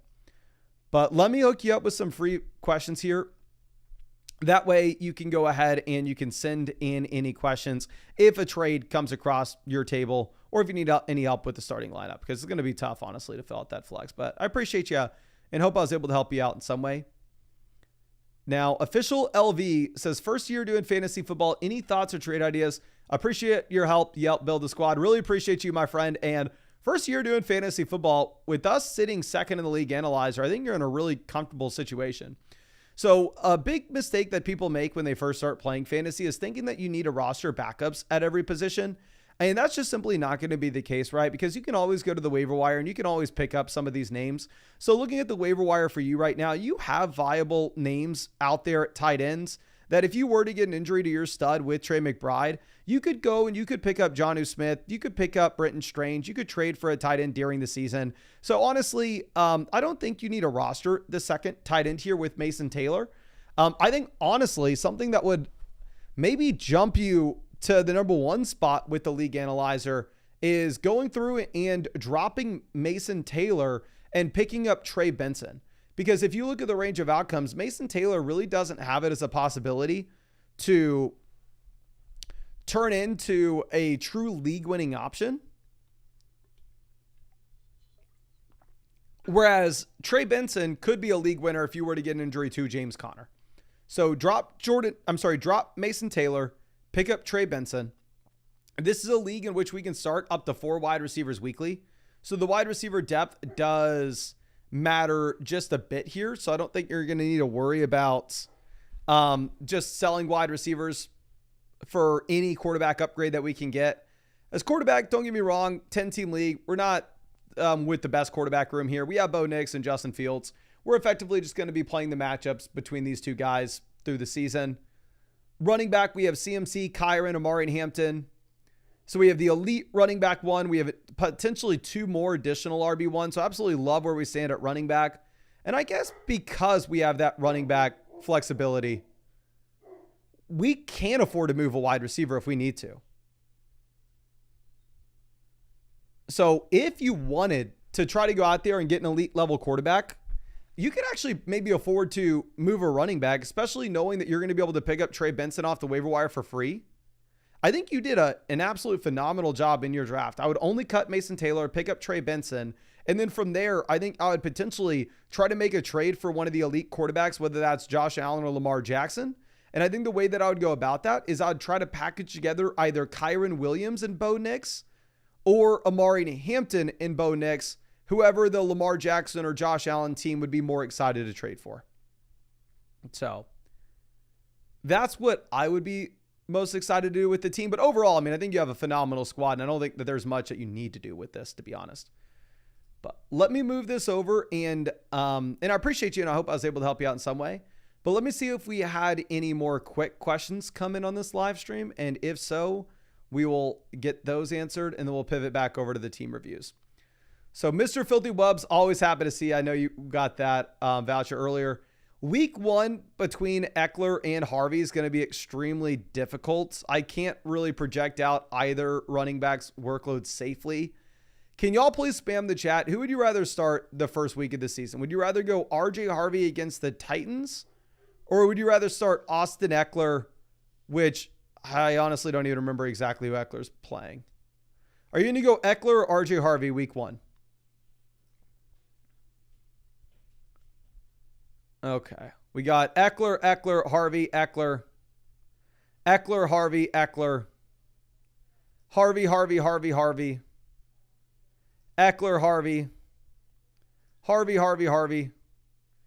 Eckler. It looks like it's split 50-50. I have no idea. I think if I had to pick somebody here, I would probably go Harvey. I think you maybe have a little more upside with it, but this team's great, right? And we're definitely not playing either running back in the flex over the wide receivers. You're in a good spot to just play JSN and Jameson here and not really think much about it, but great team. And hopefully we get more clarity after week 1 with the running backs. Now the Lamb of God coming through. This is Trey McBride, Devonta Smith, Ricky Pearsall, Trey Benson versus Chase Brown, DK Metcalf, Marvin Mims, Tyler Warren. Marvin Mims isn't even really worth a roster spot. Doesn't matter much at all. Trey McBride versus Chase Brown. Give me Chase Brown. Devonta Smith versus DK Metcalf. They're the same. It doesn't matter.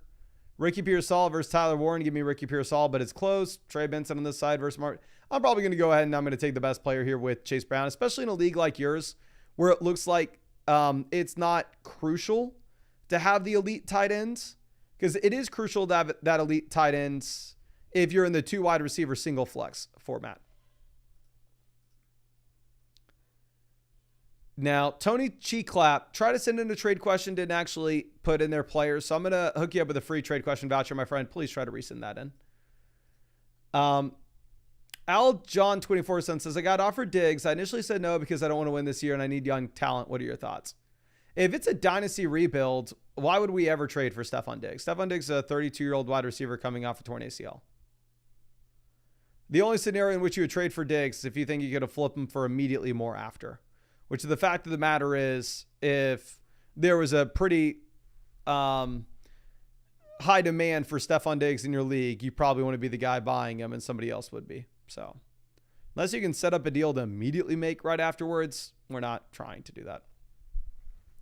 Now, Eric McCaw says, it depletes the running back room, but upgrades at wide receiver. Is it worth it? No, it's not. Ted and Garrett Wilson are almost in a similar. I'd rather have Kamara straight up over Garrett Wilson. So do not do that. Definitely Kamara there. Now, Privical coming through. We need a flex. It's a full PPR format. I'm going to honestly say F it. Let's run with Travis Hunter. Hunter, low floor, high ceiling. I think you can say the same thing with Michael Pittman. I think you can say the same thing with Matthew Golden. And there's no way I start Bigsby, Chubb, or JCM week 1 without knowing what the roles look like. Geo coming through with our next trade. This is Tracy and Sutton versus Devontae Adams.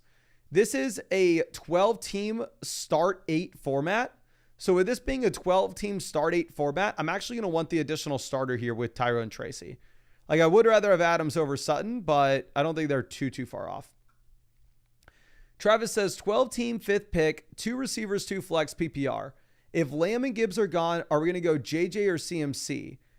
Probably passing on Barkley. If it's a 2 wide receiver double flex format, wide receiver is going to be, in my opinion, much more important to build out than if it were to be a like 10-team 2 wide receiver single flex, like half PPR league. where there maybe you would consider CMC. But 12 team, double flex, full PPR, you go ahead and you take Justin Jefferson over McCaffrey. Now, juicy fantasy coming through with the start set. Here, I'm going to play Evan Ingram over Tyler Warren week 1. I'd rather have Warren over him long term. And then for the flex spot, it's going to be between Metcalf and Sutton. I'm probably going to go Sutton week 1 with Metcalf going up against the Jets. Now, T. Dennis coming through. We're going to play DeAndre Swift as a locked and loaded RB here week 1. Andrews locked and loaded tight end with no likely. And then down in the flex, I'm going to go with Jameson Williams over Roma Dunze and Travis Etienne. I would rather not play Etienne week 1. My decision that I'm going to have to make week 1 myself is going to be like Travis Etienne or Stephon Diggs. And I don't want to play either. But let's go back over to the team reviews. I know there are a lot of people here at the top waiting on team reviews, but we are going to be skipping by the dynasty ones, and we will get to those in a separate dynasty live stream. But this one's going to be from OG M4. This is OG Showtime. We are number 2 in the league analyzer. It is a 10-team format, so there should be good options on the waiver wire, but you do need to start 8 players, so it's not like depth is completely meaningless.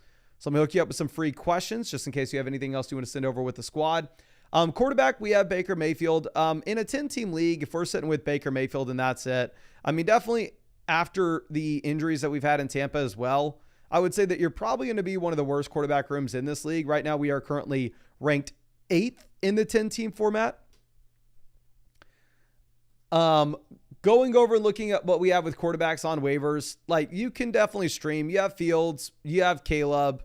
I definitely prefer Baker over these guys, but depending on how all these waiver wire quarterbacks look early in the season, if Ben Johnson elevates the Bears offense and they start putting out weeks where they're top 5 in the league in scoring, it wouldn't take me too long to pivot over and pick up Caleb Williams and start playing him over Baker Mayfield. But obviously we'll stay flexible with that. We are 5th at running back with CMC, Kenneth Walker, Travis Etienne. We have Jordan Mason, Quinshon Judkins down there on the bench as well. Wide receiver, we have Puka Nacua, Drake London, Ted McMillan, Xavier Worthy, Josh Downs, Jaden Reed. We have the elite tight end with Trey McBride. You have a phenomenal team. Like, this is a great squad. Realistically, the only thing that I would possibly be wanting to do with your team here is what does it look like if we were to go ahead and we were to try to sell one of the receivers to get the quarterback upgrade? Because again, I think you are strong enough to do it. If we're looking at your team specifically,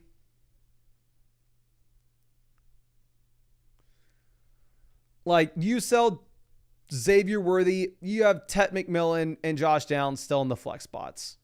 And we can go over and we can look at the players that we have on waivers. Braylon and Darnell Mooney are sitting out there on the waiver wire for free. So I would be very much interested in going through and seeing what it's like to pay up and get the elite level quarterback.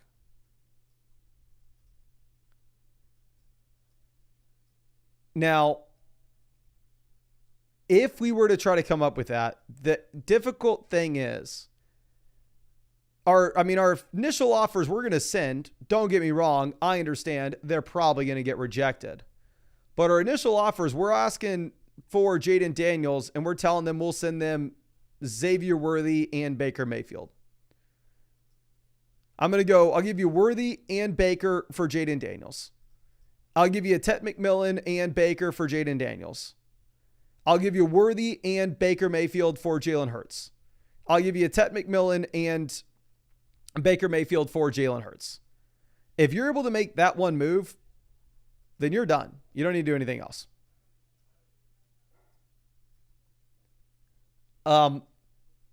And outside of that, in terms of skill positions and the tight end spot, like realistically, I don't know what I could tell you to do. I think you have a phenomenal team. I think you had a great draft. Second in the league analyzer. The only thing that could potentially make sense is going out there and trading for those quarterbacks, but it's probably not going to get done. So I think the most likely outcome is you go ahead and you sit on your hands. You try to sell the wide receiver for the elite quarterback, but I wouldn't be holding their breath that they accept. But can't hurt. I mean, like in the flock league, where it's also a league where you can start up to 4 wide receivers weekly, we saw Ted McMillan get drafted ahead of both Jalen Hurts and Jaden Daniels. So maybe one of your league mates would be excited about it, especially post Adam Thielen trade. But overall, great team. Really appreciate you. Hooked you up with some of those free questions. So if you have anything else, don't hesitate to send it over to me. Now, Saram, longtime member of the flock, always out here. He knows I'm super happy to see him. Let's hook him up with some free questions. Saying, you doing all right, mate? I had a draft and your projections on the site were helpful as always. My team ranks number 1 on the site, but what are your thoughts? Running back looks weak and tight end, I think, is average. Any suggestions or trades? Anyone I should be picking up from the waiver wire? Appreciate you. Appreciate you, my friend. And if we were looking at this, we are the number 1 team in the league analyzer currently.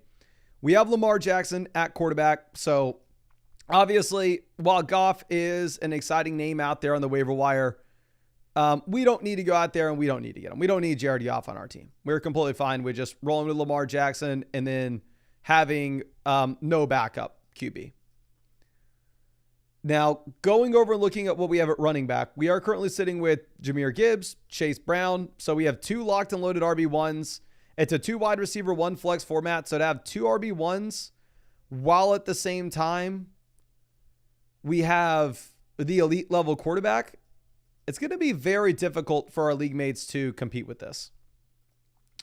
We even have the high upside handcuffs down there with Braylon Allen, Trey Benson, Najee Harris, Woody Marks, which is typically what we are wanting to target when it comes to a 2 wide receiver, 1 flex league for our bench construction. Going over to what we have on the waiver wire at running back, like Miles Sanders is the best name. I don't think we drop any of our players for Sanders. Going over and looking at what we have receiver, we punted wide receiver in this league, but again, it's a 2 wide receiver, 1 flex. So the expectations are it's easy to get wide receivers in the middle rounds. And you very easily got wide receivers in the middle rounds here. I mean, we were able to get Garrett Wilson, Xavier Worthy, Ted McMillan, and Rashee Rice. Seems like almost everybody that sends in a team has the combination of Ted McMillan and Xavier Worthy. I guess our rankings had them much higher than the platforms y'all are drafting on. I think this is an ESPN platform here. Maybe it's Yahoo. And then we have Mark Andrews at tight end. I think Andrews is going to be an absolute crusher at the beginning of the season before Isaiah Likely comes back. So overall, I think your team is incredible. If we were to do anything here,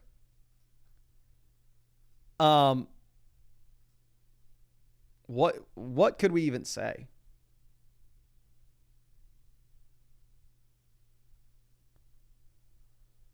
Are we...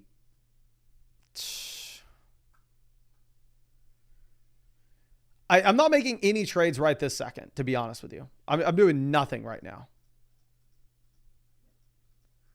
I think the eventual trade that you probably make is you eventually try to upgrade over tight ends, but I'm not going to tell you to do that right now. The reason being is we don't have Rashee Rice at the beginning of the year. Stephon Diggs is coming off a significant injury, and Ted McMillan is a rookie. So I don't know how guaranteed the wide receiver production is for us.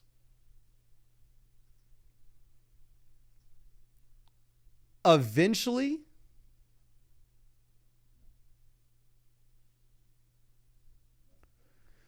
I will probably want to upgrade over Andrews. Like say in week 6, Ted McMillan's fully broken out. Rashee Rice is coming back.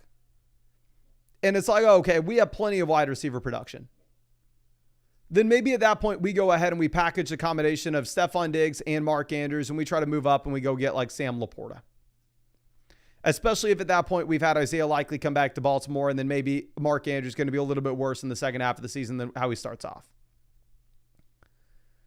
So that would be really my only note. But again, that's a move that we wouldn't even be making right now.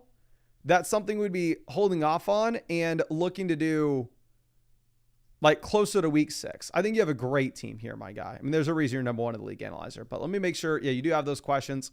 So I'd be super happy to follow up with anything here if you had it for us, but I think you're kind of good to just sit on your hands, to be honest. Okay. CPT Flint. Here we go. Says, should I drop Judkins or Blue or Keon Coleman for Loveland, Cam Ward, or any other waiver wire option? So I will say if Loveland is on your waiver wire, yes, we need to go and get Loveland. Right now, we are currently, I want to say, 7th in the league analyzer. This is a 2 wide receiver single flex format. So having the top end quarterback and having the top end tight end is going to be pretty important here because you can only get up to 3 wide receivers in your lineup weekly. So I think that's why we're maybe a little bit lower in the league analyzer, because we look at this and we have Tyler Warren and Jared Goff at quarterback. So obviously a QB and a tight end combo that has upside, but just not like the guaranteed elite production.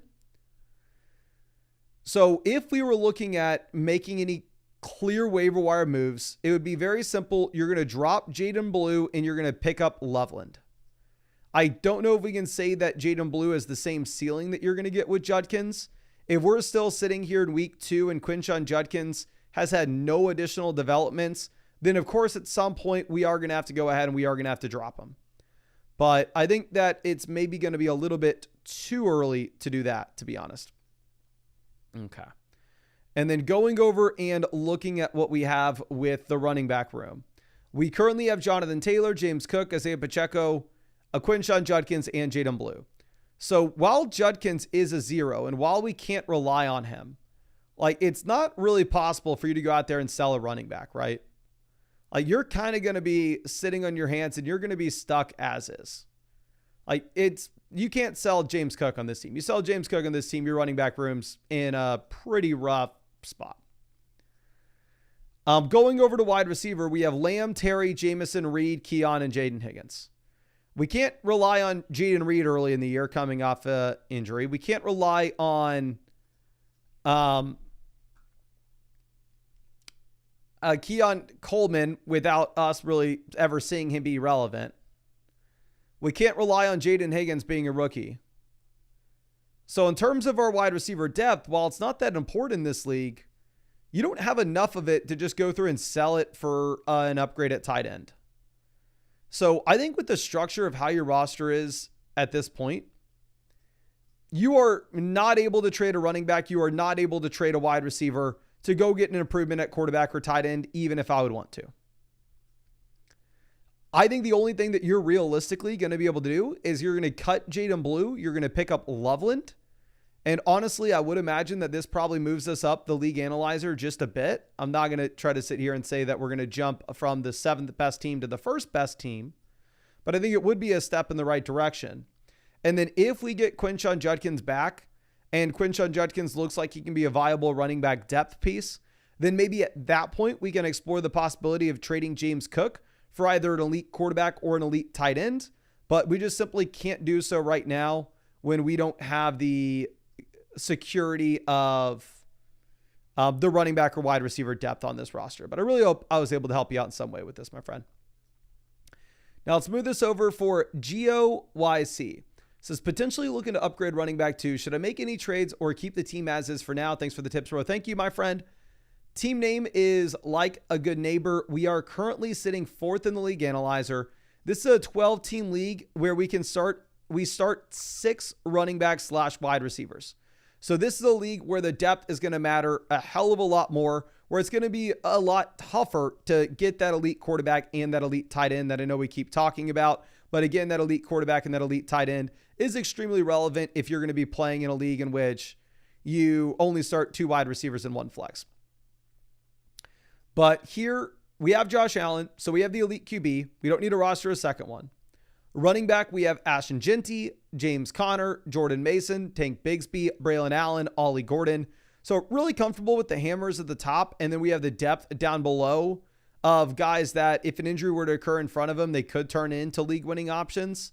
Like if you were to get an Aaron Jones injury, obviously Jordan Mason turns into a player that you're probably starting every single week, regardless of matchup. Going over to receiver, we have Neighbors, Ted McMillan, George Pickens, Rashee Rice, Ricky Pearsall. Again, as we were previously mentioning, the wide receiver depth is going to be more important in your league because it's a start 8 format rather than a start 7, and because it's a 12-team league rather than a 10-teamer. Like, we can see this with the waiver wire. I mean, the best waiver wire running backs like Woody Marks, the best waiver wire wide receivers, Deonta Thornton or Jalen Coker. And then going over and looking at tight end, like we have Dalton Kincaid, who obviously, I mean, we're stacking up with Josh Allen here, but it's not like we can guarantee Kincaid's anything. So as we sit here and look at this roster, I don't know if we can, very similar to the previous team, I don't know if we have the expendable depth to go out there and make a trade to upgrade a tight end right now. The reason being is we go ahead and we look at this team. We have the Rashee Rice suspension in a league that depth is kind of a requirement, which I think that you have more than enough depth to get through the Rashee Rice suspension. Don't get me wrong. I'm not saying we need to go out there. We need to make a trade to potentially upgrade wide receiver for the time being. I mean, we're going to start Neighbors, Tet, Pickens, and then probably Ricky Pearsall in one of the flexes. But the thing is, if you were to go through and if you were to trade away like Tet McMillan and Dalton Kincaid right now to try to get a tight end upgrade, then what? We're having to like throw Jordan Mason into a flex, which there's no way in hell that I'm wanting to do that. So very similar to the previous team. I think that this is another team that it's a fine draft. I mean, I can't even come up with any waiver wire moves for you here. I'd say that maybe if like Ashton Genty week 1 is fully good to go, we see him out there and he's actually warming up for the game and he's active, then at that point, if you wanted to drop Ollie Gordon and go ahead and pick up a second tight end like Brenton Strange, just in case Dalton Kincaid's a complete 0, because realistically, it is in the range of outcomes for Kincaid to be a complete 0, right? It's not like Kincaid's guaranteed to be anything at this point. I think you could go ahead and look to do that, but overall, I think you're in a phenomenal spot with this team. I don't think you need to stress. I think once Rashee Rice is back, then maybe at that point we look to go ahead and at that point we look to make a deal, but you're probably just chilling. Sitting on your hands for now. Really appreciate you. Really hope I was able to help you out in some way. And yeah, again, thank you so much for everything. Now let's move this over to our next question. It's coming out from Flip Flap. This is a Dynasty team review, so we're actually going to skip by that one. We'll get that in the Dynasty stream. But Culinary Bevan coming through with a massive dono for a team review here. Let me set you up with some free questions here, my friend. And this is the second team in the league analyzer, but if you look at the distribution of value, it really is like only 2 teams in this league that are up there near the top, right? It's just us and the F Jerry team.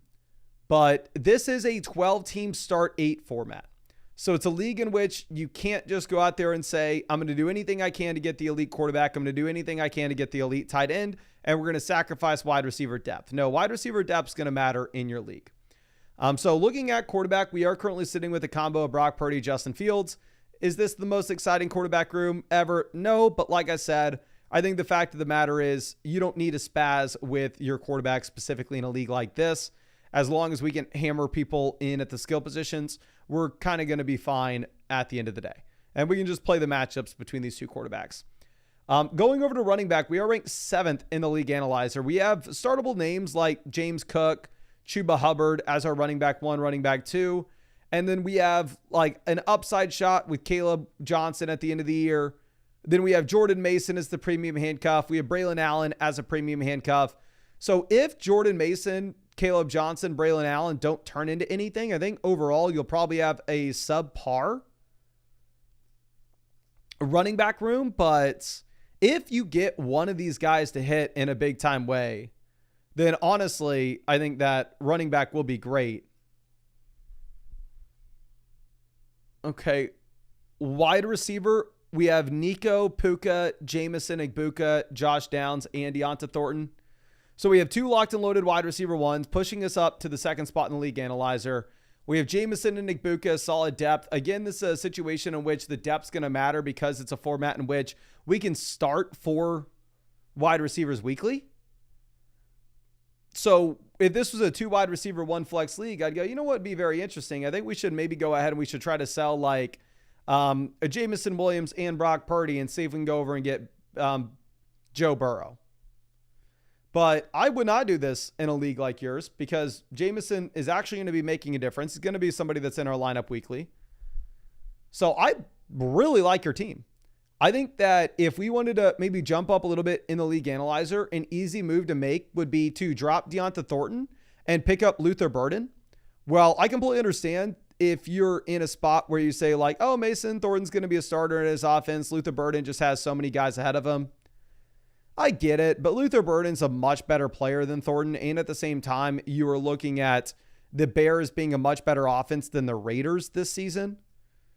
So even if you have some additional competition, I think for me, I would just opt to go with the better player in the better offense because it's not like you're starting either one early on. You're just having them for the hopeful upside near the end of the year, right? Okay. Sorry, I need to text my girlfriend to get me some dinner.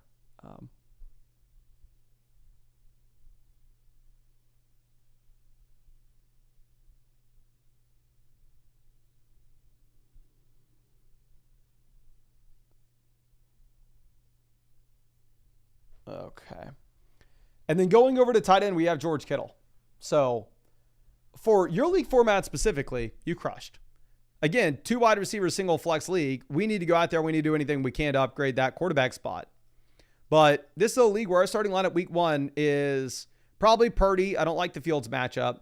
Then running back, we have James Cook, Chuba Hubbard. Wide receiver, Nico Puka. We have Jameson and Igbuka in the flex. And then we have George Kittle there at tight end.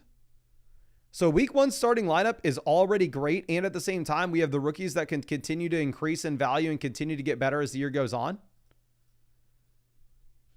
So I think you're in a really good spot. I would not stress about doing really anything here. I think the only thing that I would do is pick up Luther Burden, drop Thornton. And if you are super fortunate to have one of these breakouts where you end up getting Buka as a top 20 wide receiver and Josh Downs as a top 24 wide receiver, and you're like, oh crap, I just have so much wide receiver production now, I can afford to give away some. Then at that point, maybe you can revisit during the season a trade for a quarterback. I just don't think it would suit you now. So let me make sure I hooked you up with those free questions. And yeah, we sent those free questions over. So during the year, if you feel like you are in a prime position to trade for a quarterback, we'll be happy to go ahead and we'll look at it then. But I think for your league format specifically, I want to hammer in wide receivers, which is exactly what you did. So I really like it. And I don't think you can afford the elite quarterback when we're paying up for the elite tight end in this format. But I appreciate you and really hope I was able to help you out in some way with this. Now, let's move this over to our next team. That's going to be Gavin Dubbs. Says, I feel like I really messed up my draft by taking Kelsey in the 6th. For whatever reason, I've never seen this before. What the hell? Why are only 2 teams loading? I'm going to have to skip by that, my friend. We're going to get back to it. Don't worry, but I've never seen that happen before. Let's move over to the Canada guy. It says thoughts on the team. Okay, let's go ahead and let's check this out. This is a league in which you only have 2 wide receivers and 1 flex. So if it's a 2 wide receiver, single flex format, we are highly incentivized to go out there and do what we can to get the running backs inside the top 10 names.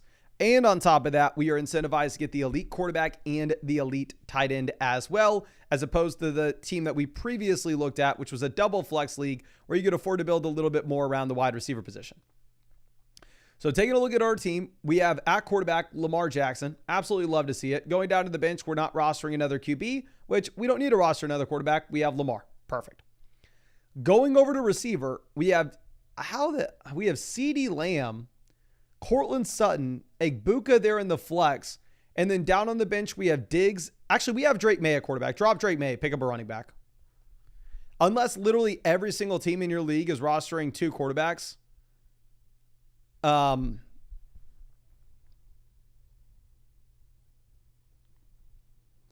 I would just hold on to Lamar and not worry about rostering May, because if Lamar were to get injured or for the week 7 Lamar bye, you could always go out there and you pick up somebody off waivers. So drop May. But anyway, at wide receiver, you're in an awkward spot in that, like, our team is phenomenal for the long term at the wide receiver position. But in the short term, we're going to have no Brandon Ayuk. We're going to have no Jordan Addison. We have Stephon Diggs coming off a torn ACL.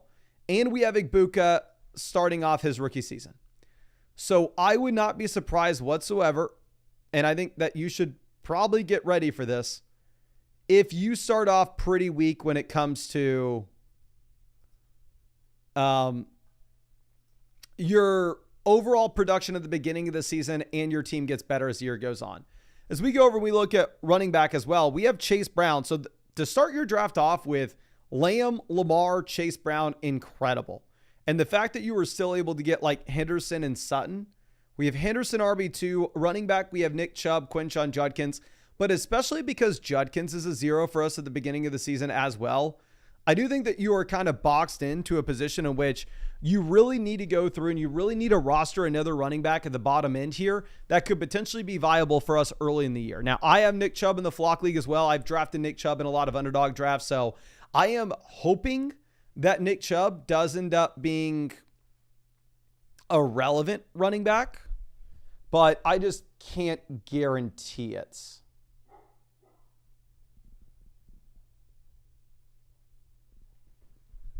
So if we can't guarantee that we have Chubb's viability early in the season, and we know that Judkins is a 0 early in the year, in Trevion, while we love the upside, there is a non-0% chance that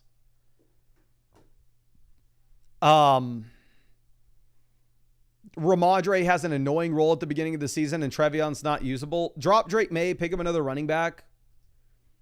Tight end, we have Tyler Warren, which, again, I think Warren's going to crush long-term, but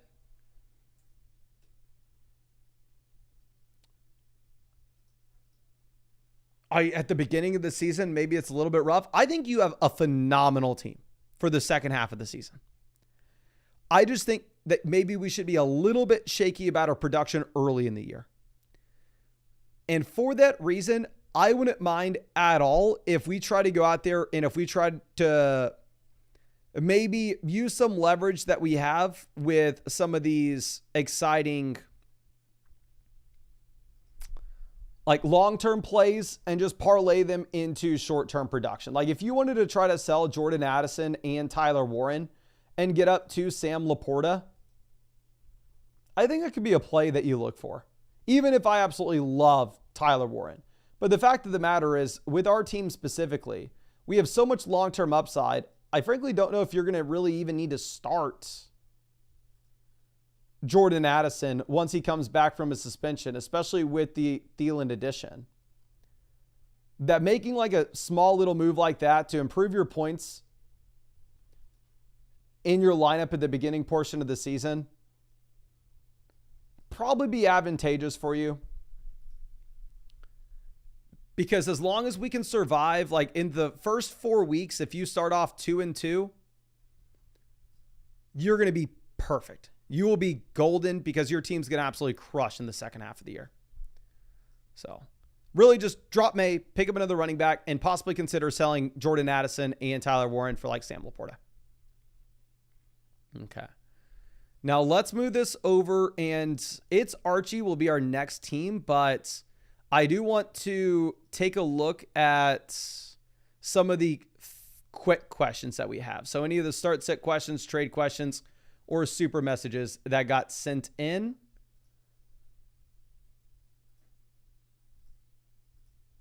So let me pull those up real quick.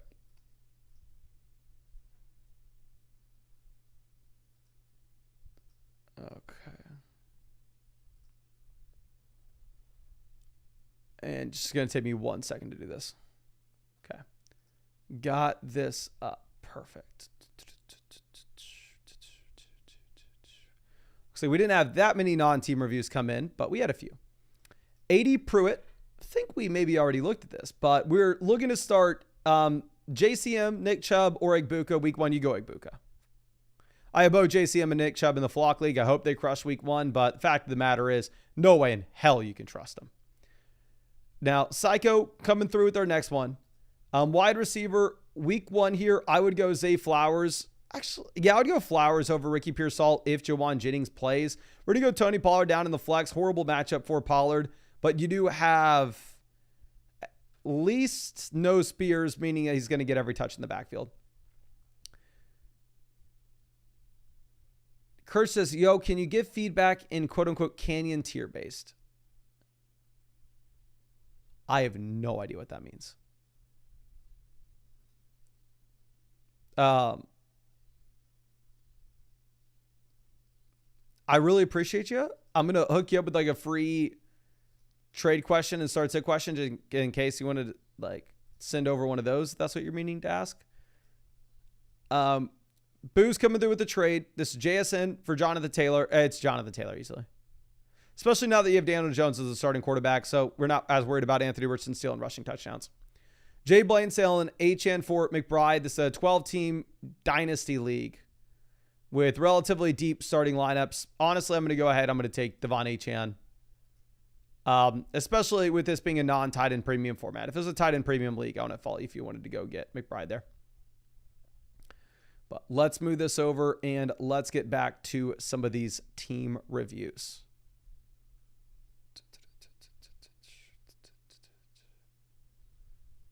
Okay, we're actually not doing too bad catching up on these.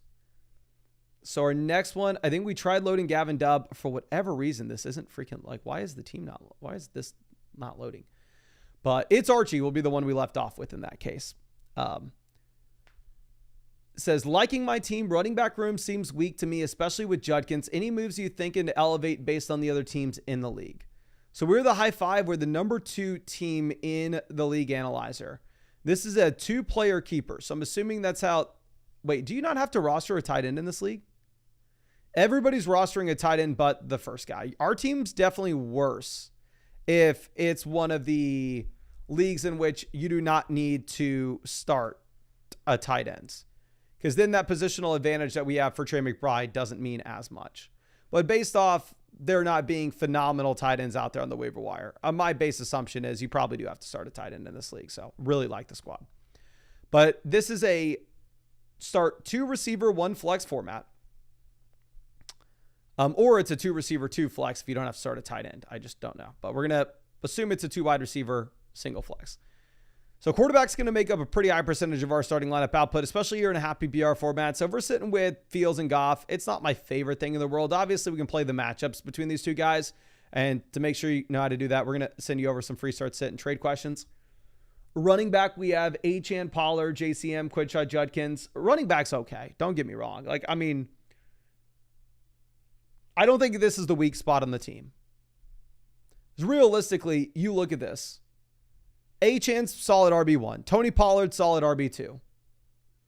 Then all we need down on the bench is the depth of JCM, Judkins, Ramadre, Sampson, Ollie Gordon, DJ Giddens.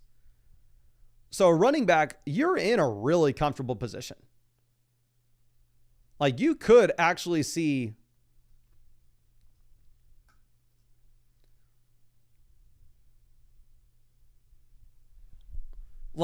I can't tell you which one it's going to be, but maybe JCM's viable this year. Maybe Judkins is viable this year. Maybe Dylan Sampson is. So I think you're fine at running back. You're 5th in the league analyzer at RB. We go over at receiver. We have Lamb, Evans, Adams, Smith, Olave. Incredible wide receiver room. We go over and we look at tight end and we have Trey McBride. This is an incredible team. I think you can afford to upgrade quarterback here if it's a league where you start 2 wide receivers and 1 flex. Like going through and looking at this, Mike Evans obviously is set up to absolutely crush with Godwin injured, with no Jalen McMillan, and it's just Mike Evans alongside a rookie Egbuka. But with that being said, if we have Adams as our wide receiver 3, Devonta Smith as our wide receiver 4, and Chris Olave as our wide receiver 5, I think you could afford to see if we can sell Mike. Here are my initial offers. Mike Evans and Fields for Josh Allen. Mike Evans and Fields for Lamar Jackson. Those probably get rejected, but we're offering them anyway. Here are our second offers. Davante Adams and Justin Fields. And you can replace Fields and Goff. They're the same thing. Doesn't matter to us. But, and tell the other owners that too. Say, like, hey, you can have Fields, you can have Goff. It doesn't matter. But Davante Adams and Goff for Jalen Hurts. Davante Adams and Goff for Daniel Jones. We're going to be trying to make those deals to get the elite level quarterback. We're going to still be okay at wide receiver. We're still in a really good spot at running back. We have the elite level tight end. And I think you could end up settling and just trading the combo of Mike Evans and Justin Fields for Jaden Daniels. Like, because you are so strong at wide receiver, we have so many wide receiver points on our bench. I think you have a lot of the flexibility to, quote unquote, take a worse deal. But I really appreciate you and really hope I was able to help you out in some way with this. There's not much else that I can say. I think you have an incredible team. I think it's very clear cut and dry what we are trying to do with it. And yeah, I really hope I was able to help you out in some way, and I really hope I get to see you out in a live stream sometime soon. And if I said Daniel Jones, I meant Jaden Daniels. Yeah, I got it. Now, C-Vet's coming through. This is a 12-team ESPN PPR. Little worried about receiver. Not concerned at running back. Any add/potential trades. I can cut a kicker if needed. The team with Igbuka is not trading his receivers despite having 5 starters. So probably Tet and Pearsall week 1. So we are currently 4th in the league analyzer. This is a 2 wide receiver, 1 flex format. So do not stress about wide receiver. Like 2 wide receiver, 1 flex. Here, like, wide receiver is just going to make up a smaller percentage of our starting lineup output from a week-to-week perspective. We go ahead and we look at quarterback here. We have the elite level quarterback. Lamar is going to help us absolutely crush in this league. We go over to running back. We have the anchor RB with Bijan Robinson. We can be really excited about it. Running back 2, we have the upside of Trevion Henderson. In terms of the bench shots, we have the elite handcuffs where if a starter were to go down in front of him, then at that point, you probably have Jordan Mason turning into a league-winning option if Aaron Jones goes down. If Kenneth Walker goes down, Zach Charbonnet turns into a league-winning name. If James Conner goes down, Trey Benson turns into a league winner. So running back room, phenomenal. We have the 3rd best running back room in this league. Wide receiver, yeah, it's weak. We're ranked 9th in the league analyzer at wide receiver. But ultimately, do we need to be that worried? We're playing JSN, Tet McMillan, and then I guess in the flex, like Ricky Pearsall. You have the upside of Travis Hunter absolutely smashing. I'm almost more concerned about tight end, where our just lone tight end is Tucker Kraft. And we go to the waiver wire. It's not like they're phenomenal tight ends on waivers. If this was a 2 wide receiver, 2 flex league, then yeah, I would be panicking at wide receiver, and I think we'd maybe need to make a trade for one. But I'm not making a trade for one until we see what Tet McMillan, until we see what Travis Hunter look like. Because there's a chance that one of these wide receivers turns into rookie season Jamar Chase, rookie season Justin Jefferson, a rookie season Odell Beckham Jr., or hell, even rookie season Ladd McConkey would be good enough considering the fact that we have the elite quarterback in the running back room. So I'm almost more concerned about tight end and the 2 wide receiver single flex format. If we were to look to trade for a tight end, we can't afford one just because while we have upside here at wide receiver, again, by no means are we guaranteed to have the production at the wide receiver position.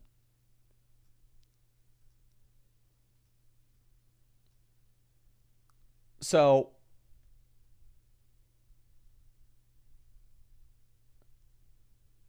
the only move I make with your team is a simple waiver wire pivot, especially with your wide receivers where realistically you do have a low floor, right? We have a lot of upside, but Tet McMillan's never proven to be anything. Travis Hunter's never proven to be anything. Ricky Pearsall's never proven to be anything. I wouldn't mind at all if you wanted to go through and if you wanted to drop Isaac Tesla and pick up Rashad Bateman. Like Tesla, I think is going to be a really exciting wide receiver in like underdog basketball drafts. I know that he crushed the preseason. I understand that he has the draft capital, and at the same time, the Lions are kind of trading out their depth wide receivers to make space for him.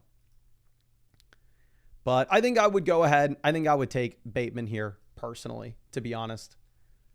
But after that one waiver wire pivot, we're not doing anything. Great team, great draft. I like it for the format. I think you're good to go.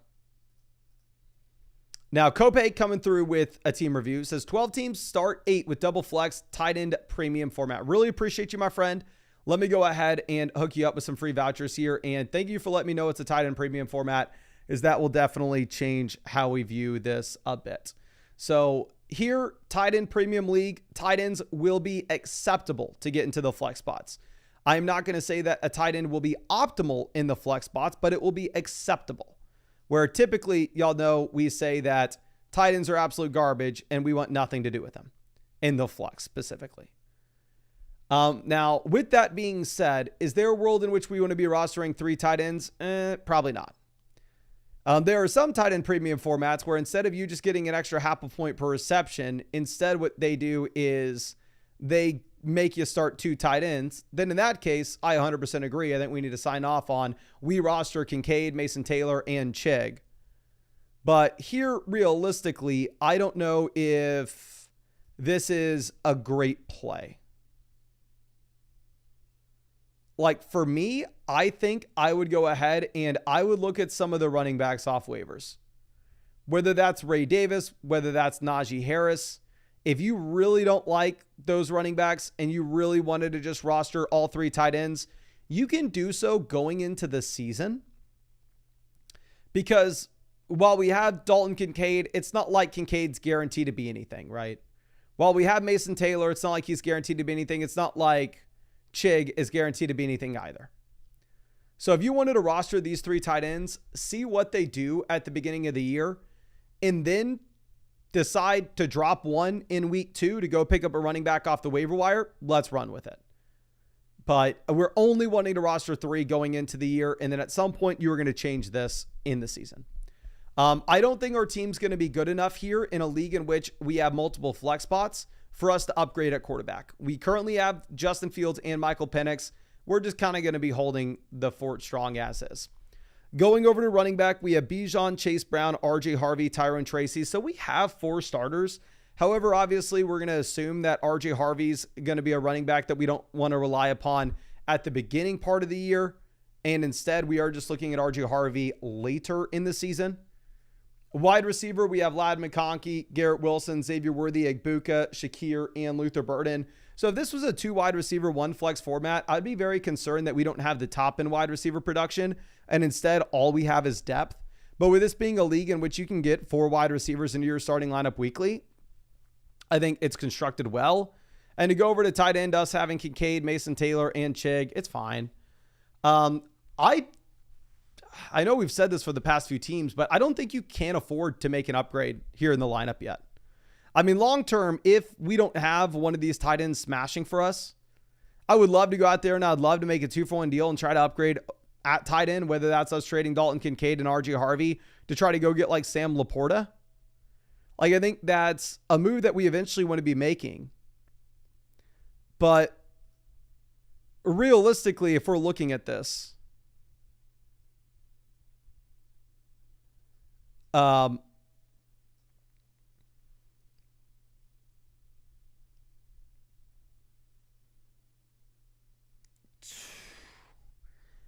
Egbuka could potentially start a little slow being a rookie, even if he's in the best situation you could possibly imagine. Khalil Shakir is coming off an injury. Luther Burden, we're not expecting from anything early on. And RJ Harvey, we're not expecting anything from early on. So we have 4 potential non-factors or slow starters to open up the year in a league in which you have to start a combined 6 skill positional players or 7 skill positional players, including tight end. So I think you're going to be sitting on your hands. I think you're going to be waiting until we get an RJ Harvey breakout, waiting until we get a Luther Burden breakout. And then once RJ Harvey breaks out, then at that point, if we can trade Tyrone Tracy and Dalton Kincaid and go get the best tight end we possibly can, allowing us to drop Mason Taylor and Chig and pick up 2 running backs off the waiver wire, I think we go for it. But we are going to have to wait until we get that running back breakout, as we're just not going to be able to afford it until then. But I really do hope I was able to help you out in some way with this, my friend. And let me triple check to make sure I got you those free questions. Yes, I did. Thank God. Okay, so let's move this over to Ladies Man. This is my alternate account here. 10-team full PPR. One of my league mates was seemingly trolling. A couple were brand new. I want to upgrade maybe tight end, quarterback, or my bench running backs, but not sure how. Okay, let me go ahead and hook you up with some free questions here, my friend. And we are currently sitting at the number 1 spot in the league analyzer, and it's not even close. So, yeah, it does kind of look like your friends were trolling. So the big thing with this is it is a 10-team, 2 wide receiver, 1 flex format. So in this format in particular, the depth at running back and wide receiver is not going to matter. I think that we need to be doing what we can to try to upgrade the skill positions with the depth. I know you referenced maybe wanting to improve your bench running backs. Do not do that. That is the last thing that you are worried about at this point.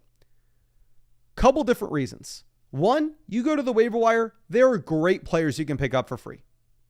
Javonte Williams is out there. He's right now a starting running back. J.K. Dobbins is a starting running back right now. Quinshon Judkins has upside. Tank Bigsby has upside. Braylon Allen has upside. Eckler may be a starting running back right now. Like, look at the amount of waiver wire running backs that you have. If you really needed to go out there and you needed to pick up a depth running back, it's not going to be the most difficult thing in the world for you. You're going to be able to. Going over and looking at the depth receivers, you have Keon Coleman, Jaden Higgins out here as well.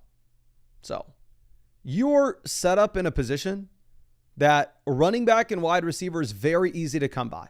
And you only have to start 2 wide receivers and 1 flex. So the depth does not matter in your league. The depth is super easy to come by. We have plenty of it. Do not worry about bringing in a depth running back. The only thing that I am concerned about with a team as good as yours, where somehow we have Gibbs, McCaffrey, A.J. Brown, T. Higgins, JSN, DK Metcalf, you have a God squad here, is let me overpay and let me get an elite quarterback. Let me overpay and let me get an elite tight end.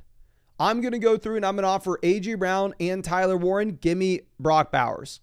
I'm going to go ahead. I'm going to offer A.J. Brown and Bo Nix. Give me Lamar Jackson. I'm going to offer A.J. Brown and Bo Nix and give me Josh Allen. I'm going to offer T. Higgins with those same deals. I'm going to offer T. Higgins and Tyler Warren. Go give me Trey McBride.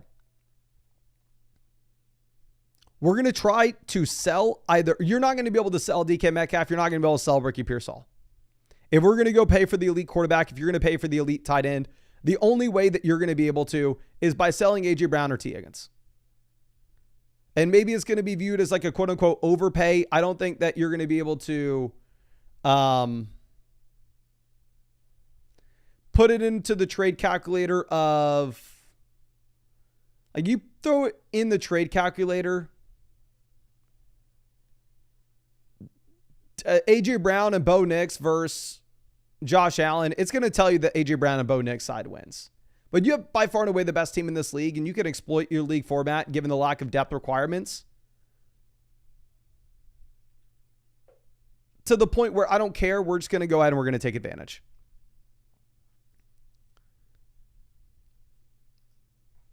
Now, in terms of anything else we can do other than just send the elite receivers for the elite quarterback or the elite tight end, it's nothing.